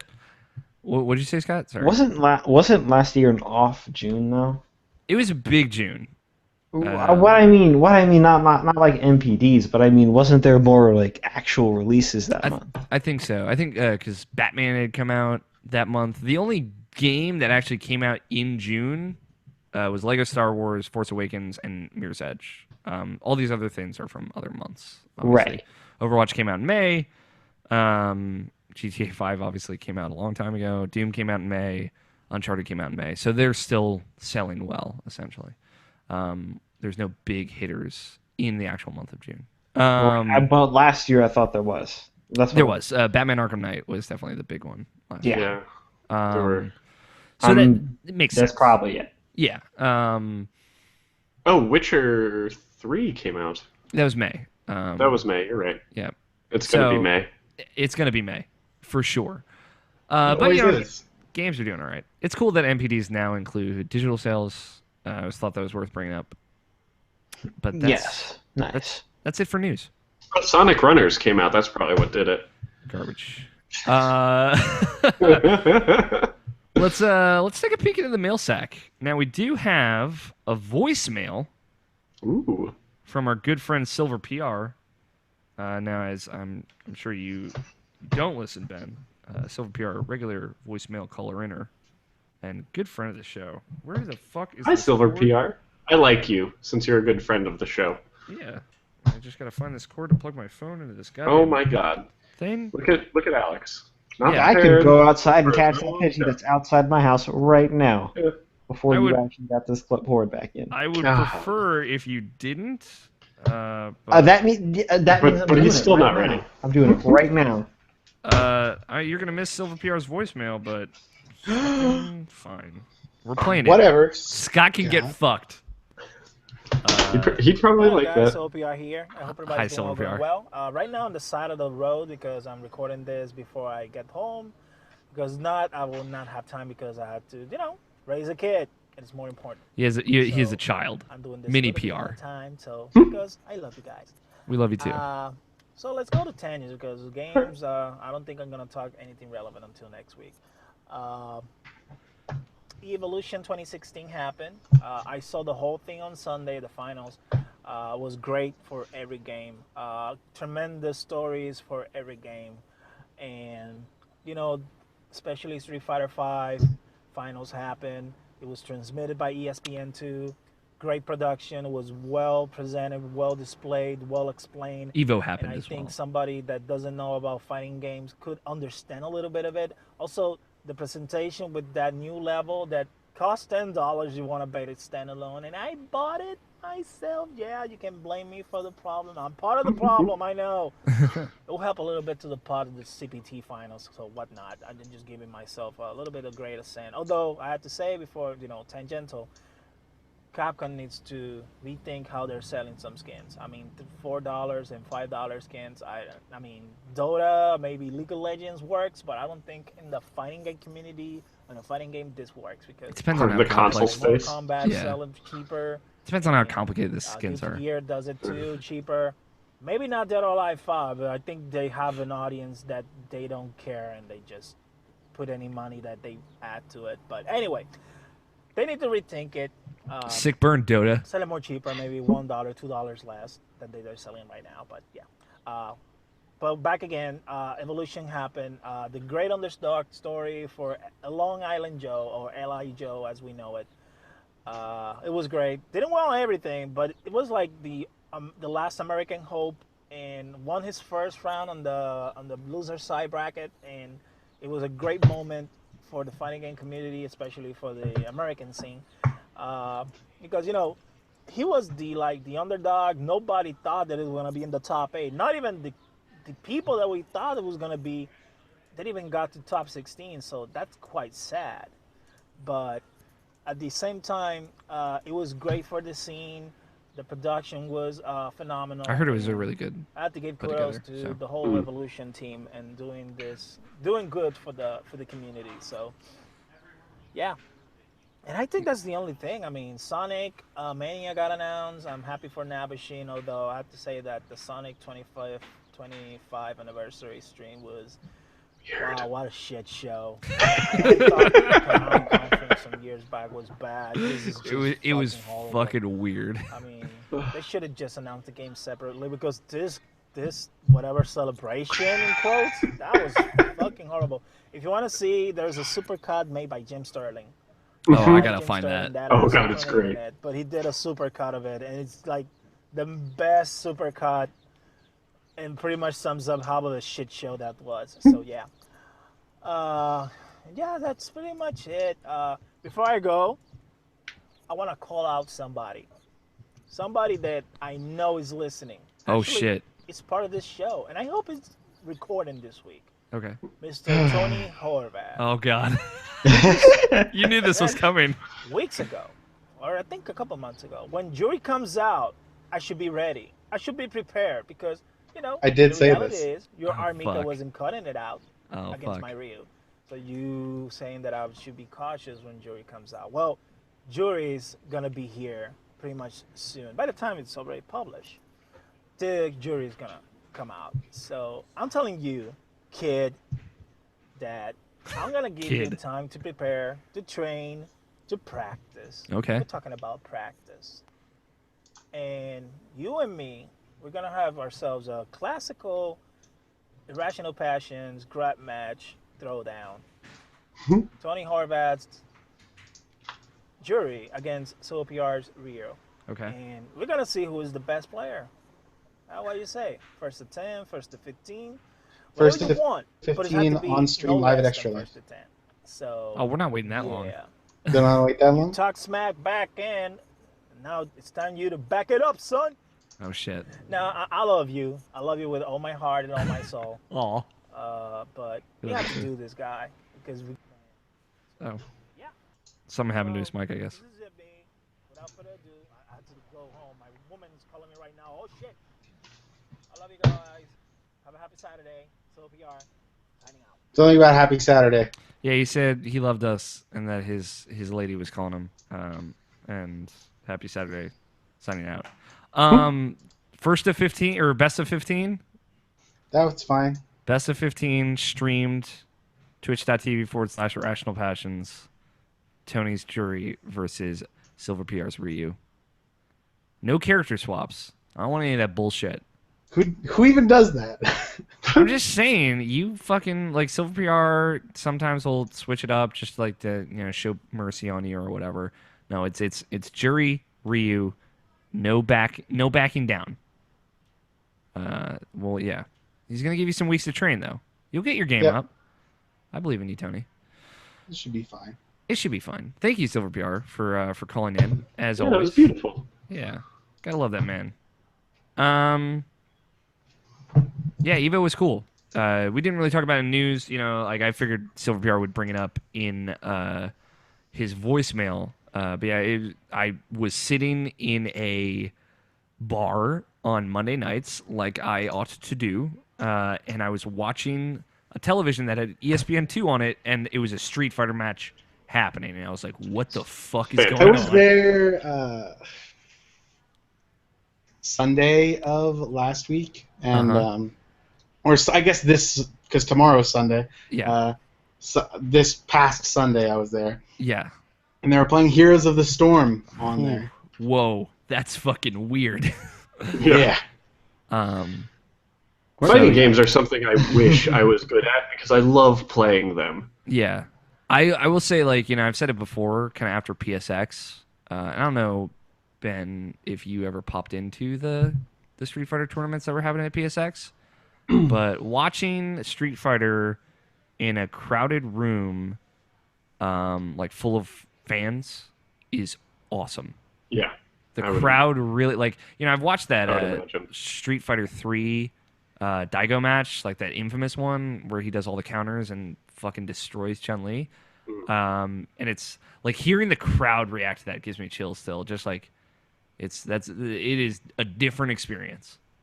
And again, I don't give a shit about sports, esports. I think like I can watch a video game and know what's going on. I can't watch sports and know what's going on. So I definitely connected to that more. It's cool, for sure. Cool. Awesome. Everything froze for me. We did not get to send us an email. Okay. There he goes.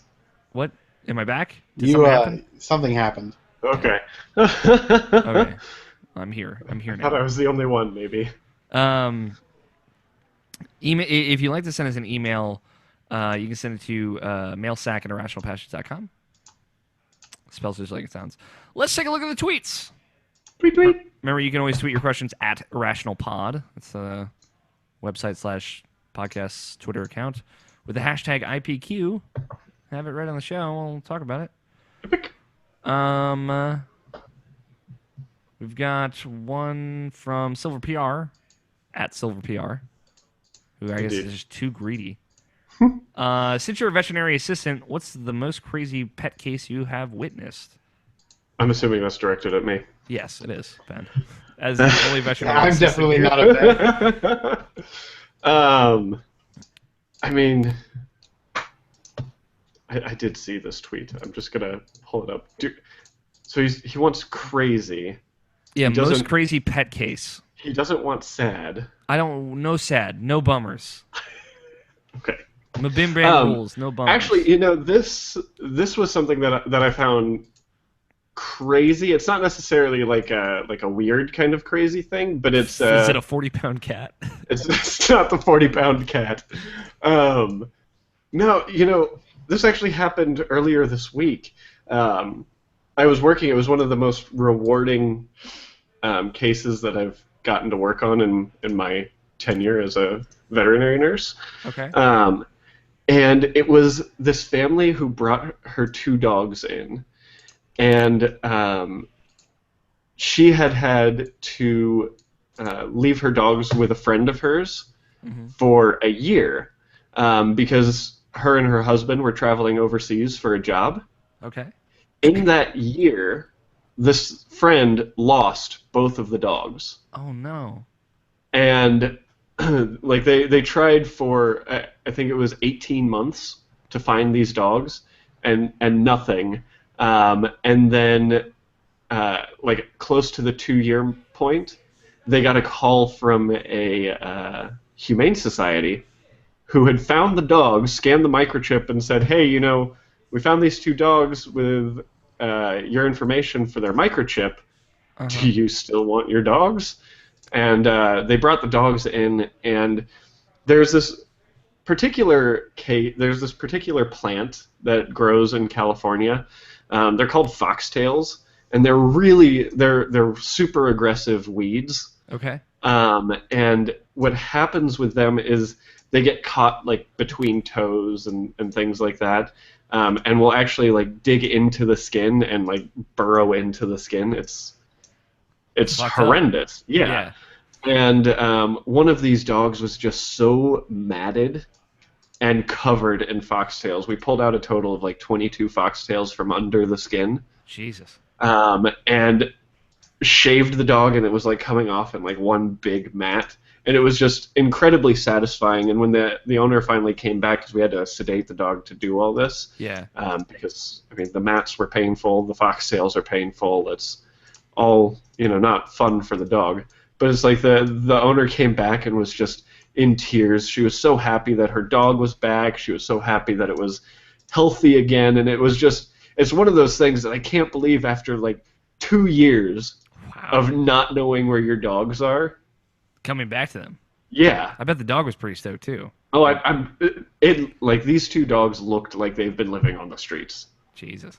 That is crazy. But it was incredibly satisfying and incredibly rewarding. One of those moments where for sure I actually liked what I did, because there are some sad freaking times, man. I cannot imagine. Yeah. And I'm a pretty emotional person, so yeah, no, part of it. I would be Waterworks 100% of the time. So, but no, I think that's one of those stories that every time I've been thinking about it, it's like I have a hard time believing it. Like if someone told me that story, I'd be like, no, you got to be exaggerating at some point in that. But it was great. That's crazy. Yeah, that's awesome. Good on them. Good on you for helping those dogs out. From Justin D. Jushin. On Twitter. Mutual friend. Mm-hmm. What are your thoughts on the sequel to Blair Witch? Feel like it's a little too late. Hashtag IPQ. I'm guessing this is also directed more to you. So I have no opinion on Blair Witch. I feel like there was already a sequel to that, though. Yeah, Blair Witch Project was freaking great, and I loved that style of filmmaking. Like it's one of the reasons why I fell in love with Cloverfield when I watched it. Yeah, I like Cloverfield a lot. You probably like Blair. I mean, it's very different. But yeah, I'm not like a big horror movie though guy. So like neither am I. Cloverfield is more of like a kaiju movie, which I can get into. Yeah. You know? I mean, honestly, the only other horror movie out there that I enjoy is Signs. So we don't want to talk about Signs. We don't want to talk about Signs. That is a story for another day. A topic for another day. Good to know. In my past, I will talk about it for sure. But yeah. But I do agree with Justin. It's way too late. There is also a Blair Witch 2. It's called Book of Shadows: Blair Witch 2. Yeah. So I guess it was announced at San Diego Comic-Con. Sequel just titled Blair Witch. I really want to say like that, but is that movie almost like 20 years old? It is. The original Blair Witch Project came out in 1999. Yeah, so I mean, it's 17 years old. 17 years old. I don't know. I think people are going a little too crazy with remaking movies. Like, always come up with something on your own. You know? Yeah. Too little, too late. Yeah, I'm not going to be. I don't think I'm going to go see that movie in theaters or anything like that. It does not have me excited. Does Mr. Mouse Clicky over there, Scott Guthier, have any thoughts on Blair Witch? None whatsoever. Tony? Scott just doesn't think, man. Yeah. I have no idea what Blair Witch is. It's a horror movie. Really? Yeah, it's Found a great movie. I've never seen it. Takes place in Maryland. Yeah, I don't give a shit. Fair enough. Burkittsville, Maryland. I've never even heard of that. I don't even think that's a real place. It is. I can see it. I don't believe it. Trevor Starkey, friend of the show, at Snarky Starkey, tweets at us, so what are you going to write about for day 501? Which I'm guessing is directed at me. No, it's directed towards me. So I'll tell you what I'm going to write. It's going to be... So I do have an answer for this. Today what I wrote was not. I didn't actually finish. I'd finished my essay that went up today, yesterday. But today I wrote about like the script for a trailer for Alex Talks season 3. So I'm the funds from the T-shirt are going into buying some equipment. So I will be starting shooting Alex Talks season 3. Hopefully sometime in August is the goal. So I'm going to be working on a couple of scripts. I had a couple finished that I was like, okay, this is an article that I initially started as an article that when I was writing it, I'm like, oh, this is works way better as like a script for a video than it does as like a written piece. I would need to perform this more so than it like you could read it, it'd read fine because I have a very like conversational writing style, but it would work better as like an Alex Talks episode. So I am working on a couple of scripts. Two are finished. I have basically a schedule list of ones that I need to finish. I'm gonna shoot multiple together, but I think I don't want to ruin some of the topics. But I am working on one that's in regards to Metroid Prime and kind of exploration and storytelling. That's probably what it's the next thing I'm gonna finish. So I might be working on that tomorrow on day 501. So thank you for the question there, Trevor. Cameron Abbott at Unsexiest Comedy tweets us asking the question, Overwatch later? Hashtag IPQ, which I think is funny. I don't know. It's funny, I got a text message from my friend just now that said, where you at? Overwatch. How could we refuse? After that kind of invitation, that's solicitation. Possibly. I have to get up early tomorrow morning to record a stupid podcast about anime. But we'll see. I'm really sorry about that. What? That you have to get up so early to record a stupid podcast about anime. Yo, no, I have to get up at 9 a.m. To record Melissa's Underground Podcast X. And I like doing a morning show. It's a monthly morning show about anime. Right. Where I don't have as much to bring to the conversation. It's a fun show. It is a good show. It's a good listen, I think. But I just don't have as much to bring to that as I do. Well, I mean, does that mean you'd be down to do Irrational Passions in the morning? If it was reasonable, yes. But it's never. The thing is, this show is absurdly long. That show is absurdly long. Every podcast are too long. Anyway, Jake James Lugo at Venomous Fat Man, who's also Venomous Fat Man 1, excuse me. Also a good friend of the show. Said, do you feel that Sonic Mania will be the game that finally puts Sonic in a better position game-wise? No. Probably not. Fool me once, Sonic. Shame on you. Fool me twice. Fool me 345 times. I don't know. How many Sonic games have there been? Blessing Adioye. I'll take a stab at that. At Blessing Jr. on Twitter. Favorite trailer from SDCC, San Diego Comic-Con? I guess I'll start. Yeah, go for it. I just watched two trailers. I watched the Suicide Squad trailer and I watched the Fantastic Beasts trailer. Oh, that Fantastic Beasts trailer. That Fantastic Beasts trailer is easily. I wasn't really excited for that movie, but seeing that there's stuff that actually happens in that movie is like, oh, this is cool. I like Eddie Redmayne a lot. Yeah, so he's just got a charming excited. presence. Yeah, yeah. I like what's the main guy? The antagonist-looking dude with the shaved sides of his head. Oh, not Gerard Butler. I don't know why I keep thinking of him. I don't. Yeah. It sounds like someone might be clicking and typing, but I could also be wrong. So I am also clicking and typing. Scott's just perpetually clicking and typing. Yes, all the time. Colin Farrell. Colin Farrell, thank you. Yeah, that's the Justice League trailer, which I guess I consider it a trailer. Nabashin told me that he didn't really consider it a trailer, and they were calling it a fan footage. I think it looked good. It didn't look bad, so it's. There was a Wonder Woman trailer that went up right as we started recording, and I haven't had a chance to watch that yet. It looks real good. I watched that Wonder Woman trailer. There's one shot in that trailer that's weird, but it's very colorful. The Wonder Woman trailer is. When I saw the poster, what was it, yesterday?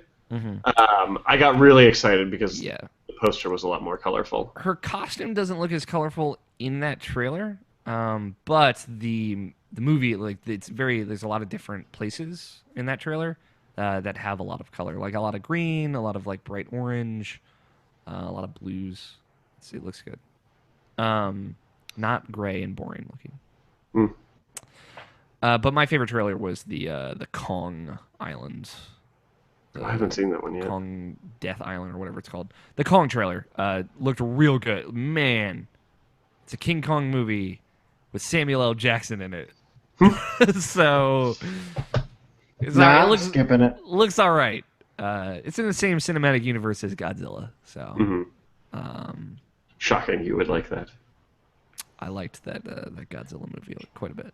I did too. That movie was great. Yeah, really good. Yeah. Scott, have you seen any of the trailers or anything yet? No. There's some good ones. Tony, have you seen any? I have not. I'm not into that kind of stuff. I know. We went over this, but Cameron Abbott at Unsexiest Comedy. Again. Double dipping on those questions. Double dipping. Tweets us asking, working on my first platinum, Persona 4 Dancing All Night. Okay. Wanted to know your guys' first platinum. I mentioned mine earlier in the show, Batman Arkham Asylum. Mine was Bloodborne. That's a good one. I don't think I've had That's one. a tough first platinum. That's a tough one. Yeah. That's an investment. You know what my second platinum was? Dark Souls. Dark Souls 3? No, Salt and Sanctuary. Then That's right. Dark Souls Then 3. Dark Souls 3. Those are So like Souls games, I don't know, man. yeah, I guess. Yeah, I don't think you have one yet, Scott. Nope. Any ones that you've gotten close to? I can't remember. Yeah, I've never paid attention. Never tried. Gotta log into Chuz Nation, check it out. You gotta remember, Chuznation.gg. You gotta remember, there's still games on that one. Yeah, it's true. Chuznation.gg is a colony without nation. I think that's like my favorite Scott username Guthier I've ever had username. Scott have. Yeah, Chuznation. It's so good. Ben, what was your first plot? Well, the first game I ever 100%ed was Mass Effect 1 on Xbox. An S rank, as Yeah. some folks have been known to call it. Sure. And then when I switched over to the PlayStation, I think the first platinum I got was actually, and it was really special because my wife and I played this game together. It was Lego Harry Potter years 1 through 4. Cool. We got the platinum in that, and since then I'm working towards. My goal at the beginning of the year was to get 25 platinum, or total of 25 platinums before the end of the year, which was What? 8 more platinums. Total 25. Okay. Total. Yeah. That's fucking crazy. That's an absurd task. And I only need 1 more platinum. Wow. What are your 7 that you've gotten? Geez, I'd have to look up. Destiny was one of them. There was a Telltale game in there. Game of Thrones. Oh, and okay. Tales from the Borderlands. Okay, both of those. I think I got both those. I think that was this year. Okay, that's 3. I'm loading up my trophy list. Okay, I got Uncharted 1, 2, 3. Oh, 1, 2, 3. So that's 6? Game of Thrones, Star Wars Battlefront, Okay. Tales from the Borderlands, That's the 7th one, yeah. Rocket League. Oh, Destiny. that's 8. Then maybe it was more than 8 that I needed, but I only need 1 more now. Okay. Yeah, Asylum was my first platinum. It's a very, very hard platinum trophy. I guess my most recent one is Bloodborne, probably. It's that or Arkham Knight, either or. But I haven't. I'm very close to the Persona 4 one as of my most recent playthrough. Maybe I should just force that to be my 25th. I need not to play any more games until I get the You platinum in Persona. You should probably play Dark Souls 3. No. You should play Dark Souls 3, Ben. My second platinum was Heavy Rain. That is also a time commitment. Goddamn. You gotta play that game a lot. Kind of Yeah. on the same vein. What platinum are you most proud of? Arkham Asylum, probably. It's like, That is a good one. yeah, it's hard. It's very satisfying. It's a great game. I will say the game that I've played the most, even after getting the platinum, is Okami. Which I got the platinum Okami HD. I've played through that game 2 full times ever since then. 100% completing it. So, because I'm a crazy person. Nope. I think my hardest platinum was probably Dark Souls 3. That's Yeah, the Dark Souls 3 tore you up on the inside. yeah. I can tell. Bloodborne was very hard as well. Yeah, but but like it's just like that one chalice dungeon. yeah, that's right. It's exactly right. It is like, but everything else is like it's challenging in like a good, healthy way, and then that one dungeon is the literal pits. It's the worst. It's yeah. the worst. The literal pits. The literal pits. I have a fight on my Twitter of the last boss of that dungeon. It's literally a 16-minute boss fight. It's terrible. It's the worst thing. I watched that entire video. Yeah. If you get hit more than once, you die. Yeah, it's over. And most things, if you get hit once by it, you die. It's awful. It was very nice for me though, because I went through that like a month beforehand, and Sure. like months beforehand, and watching someone else like also have the same trouble with the same place was nice. That's it for the show. The end of the mail sack. Ah. Thank you Real all. quick, I just want to say what my proudest platinum is. Oh yeah, go for okay. it. Sorry, Ben. Star Wars Battlefront. Is that hard? You know what was a pain in the ass in it is there was a trophy you had to get the most eliminations on either team. Wait, are we playing Overwatch? Nope. I'm sorry, the most kills in the like free for all, not free for all, but just killing each other mode. I fucking forget what it's called. Team deathmatch? Yeah, it's essentially team deathmatch, but it has a special name. Yeah, I know what you're talking about. It doesn't matter. So it was a pain in the ass to get because it was glitched for like the first 6 months that the game was out. Mm-hmm. So the trophy would not drop if you were top in the game, and the game ended by someone reaching the score limit. But if you were top in the game and the game ended because of the time limit, then you got the trophy. That is rough. And I got the top score like, I don't know, 20 times. But it was always the game would end. So and every single patch that they had that came out was like, oh yeah, we fixed this. Nope. No, you didn't. Didn't fix it. Never fixed it. It's probably still broken. No. I got the trophy. I have the platinum. I'm glad. Me too. Congratulations. Thanks. You can be part of the show. 3 ways we kind of listed off. You can contact us by emailing mailsack@irrationalpassions.com. You can leave us a voicemail at 404-590-1337. Keep in mind that standard long distance fees do apply. Or you can tweet at us at IrrationalPod with the hashtag IPQ. And we will answer it on the show.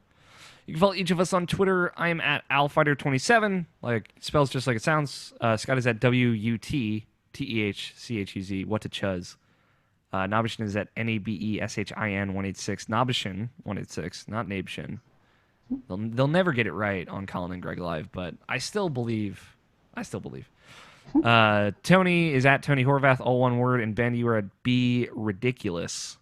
BRIDDICKULOUS. Beautiful. You've done that once or twice, probably.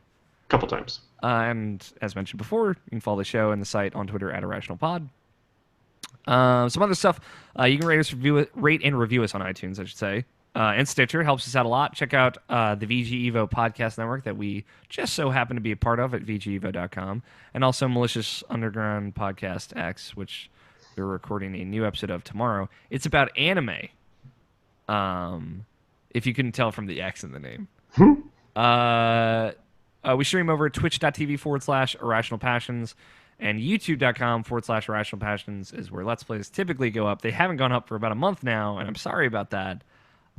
If I have time tomorrow, which hopefully I will, please, God, somebody let me have a day off. I will be able to get a whole bunch of video stuff done, but like I alluded to earlier in the show, there's more video stuff coming soon, and hopefully you'll know more on that by the end of August. Outside of that, tell your friends about the show, because word of mouth is the best way to spread the love. And for everything Irrational Passions, you can go to irrationalpassions.com. One more time, Ben, where can people find more of you on the internet? Twitter's probably the best place. Of course, you can visit all of the content that I'm working on at ridiculous.com, RIDDICKULOUS. And I stream a lot, mostly Overwatch, at twitch.tv/ridiculous rants. Also spelled the stupid way that I like to spell things. Awesome. I love it. Thank you so much for coming on, Ben. Thank you for having me. It was a blast. This has been awesome. Mm-hmm. You are welcome anytime, my friend. Woo! I will let you know. I don't know who put lore dump as the closing topic here, but I'm guessing that's like the secret closing topic that Nabashin's been wanting to do. Who knows? He's still gone. Maybe we'll just Netflix and chill instead. Netflix and chill. Do you want to? Has anybody Let's been check watching the time. stuff? I have. You know what? You know what? We're at 3 hours almost, Tony. We're at 3. Whatever. All right, you know what, Tony? Quick Netflix and chill. What have you been watching? Since you really need to talk about it. Yeah, I'm 3.5 seasons through House of Cards. Oh shit! Cool. I never finished season 3. I never watched Man, House of Cards. That show is good. That show's real good. It's a real bummer. God, I look I don't think creepier and so. creepier. Mostly because like how do you feel about Frank Underwood? Do you like him as a character? I love hate him. Like he's by far one of my favorite like TV show characters. Oh, ever. he's like one of the best portrayed television show characters ever. So good. He's so good. Like it's great rooting for and against him at the same time. No, I only ever root for him though. Of course, Frank Underwood is you if you were a politician, though. That's fair. He's basically gaming the system to win. Yeah. Yep. He's min-maxing politics. It's so good. I will say, so Ben, Netflix and chill is one of our off-topic closing topics where we just kind of talk about things that we've been watching television or internet-wise. I will say, because I have to talk about it, yo dog, Stranger Things, the Netflix original series, is fucking incredible. If you have not watched it, you should. I've been really wanting to watch it. It's a love letter to all 80s movies ever, especially like sci-fi 80s movies. It's got a soundtrack that sounds like Deus Ex. And it is like the cinematography in that show is like second to none. It's 8 episodes. You can blow through it. I blew through it all in one day. It's just so good. I couldn't stop watching. And I watched this anime called Golden Time. It's real good. Made me feel a lot of things. Yeah, I heard. I wrote a thing on my blog. It was about 2,000 words about it. Whoops. And that was like, I wrote a thing about video games that day. I'm like, I kind of want to write a thing about this show that I watched. And there was like 2,000 words later. I'm like, God damn it. But that's what insomnia does to you. Anyway, Golden Time. It's cute. It's very sweet. It's very funny. I don't know if I've ever laughed out loud as much to an anime as I did to that show. Apparently it's made by the same folks who made Toradora. I guess. But it's good. I don't want to say too much. It's better to go in with kind of no expectations. But it's really good. Did you have anything you want to throw out there, Ben? I'm kind of embarrassed by what I've been watching on That's Netflix. okay. That's like pretty much the whole point this segment exists. I've been on such a Pokemon kick that I just started rewatching Pokemon. Yo, I watched some Pokemon Advanced Generation. I started Indigo League. Hell yeah, you did. Way back at the very beginning. Yeah. And let me tell you something. God damn it, Ash and Misty are the most annoying fucking people on the face of the planet. It's awesome. Yeah. You know, Ash destroys a bike. He destroys May's bike by accident as well in Advanced Generation. I forgot Really? about that. I didn't really watch much of Advanced Generation to begin with. Yeah. I like Advanced What Generation. a bike murderer. Yeah, right? I like it because he gets like a new outfit and goes to a new place. It's just him and Pikachu, and he leaves all of his other Pokemon behind, so it's kind of like a fresh start. Mm-hmm. If you ever played Pokemon Black or White, it's kind of like that in that regard. He did the same in X and Y. Yes. Just him and Pikachu and fresh start. I need to watch that. It's pretty I should good. watch that. Yeah, I bet. Pretty good. I like Serena. Cool. Yeah, she seems cool. Mm. But there's a different voice actor for Ash. That's pretty much. It's difficult for me to go and watch any of that because of that. In all honesty, it's a much less annoying voice for Ash. Yeah, I mean, it grows on It's you. easier for me. A lot of that syndrome that I can't think the name. Yeah, no, I understand. Stockholm Syndrome? There we go. Same place, same time. That's what I'm talking about. Let's end this goddamn podcast. Thank you all so much for listening. I love you all so much. Thank you, Scott, Tony, and Nabashin. Love you guys. Winky face. Stop it. Yeah, there you go. Thank you, Ben, Wait, so much. I want to do something real quick. Oh, please. Okay? I'm just going to make a sound and then do this. Oh, Jesus. Jesus, that's for video viewers only. Thank you, Ben, so much for joining us. It was a pleasure. Thanks for having me. It was fun. I think that's it. Oh, thank you, Danny Wiesner, for opening music of two-player co-op and our closing music of The World Is Saved. That guy's awesome. That guy is awesome. Can confirm. He has like the most adorable son. Dude, that kid is so freaking cute. I can't handle it. He's got like little glasses and everything. Yep. He looks like freaking Danny Wiesner. He does, but with blonde hair. Yeah. I don't know what he's giving that kid, what he's feeding that kid, but it's adorable juice. I was super excited. They came and visited me once when I lived in Sacramento. It was the most exciting thing that happened to me in Sacramento. That's awesome. Other than, getting married. Yeah. Other than that, but yeah. Priorities or whatever. Yeah, Danny's a good guy. Go check out his music. DannyWiesner.bandcamp.com. That's it. That's the whole show. I've been your host, Alex O'Neill. Play your games, stay rational. We will talk to you all next week.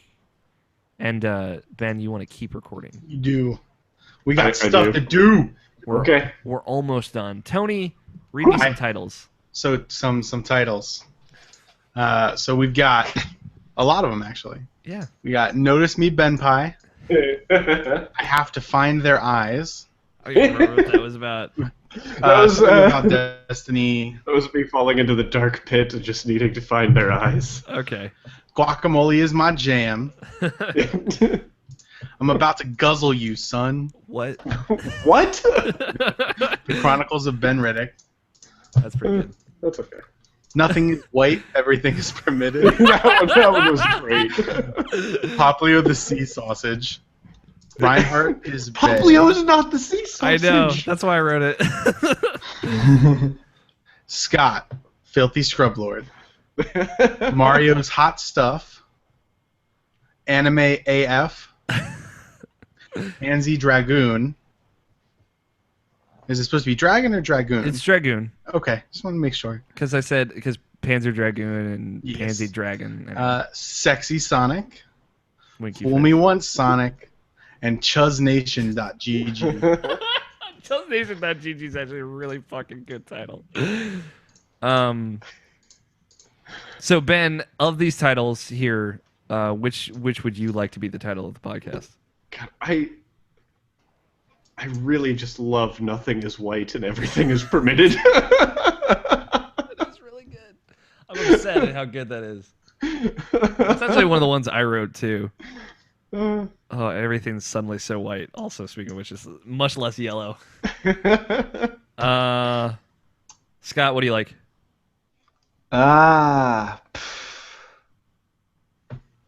This is a hard one. It is a hard one.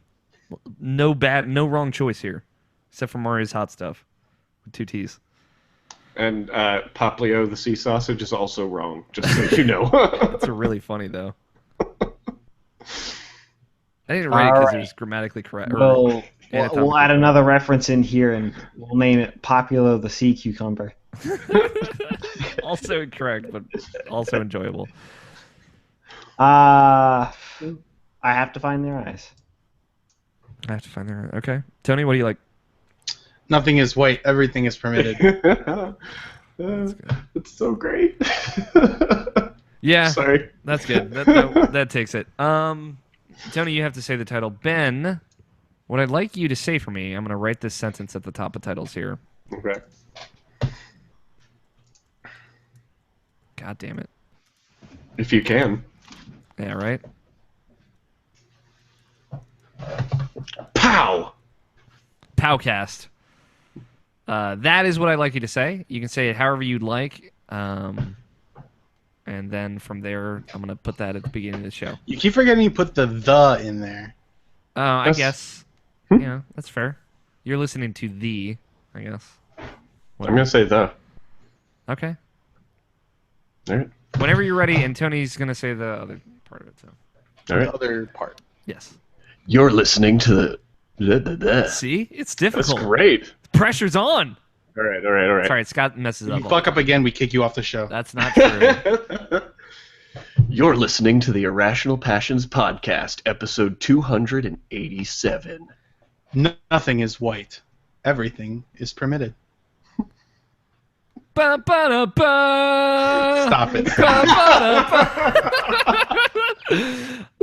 John Cena! You can stop recording now. But if you want to make that relevant, hold on. What are the words you need to say? You can stop. You can continue to stop recording. All right, fine. Oh boy. It's John Cena. To our video viewers, hey, thanks for watching. We love you and have a good evening.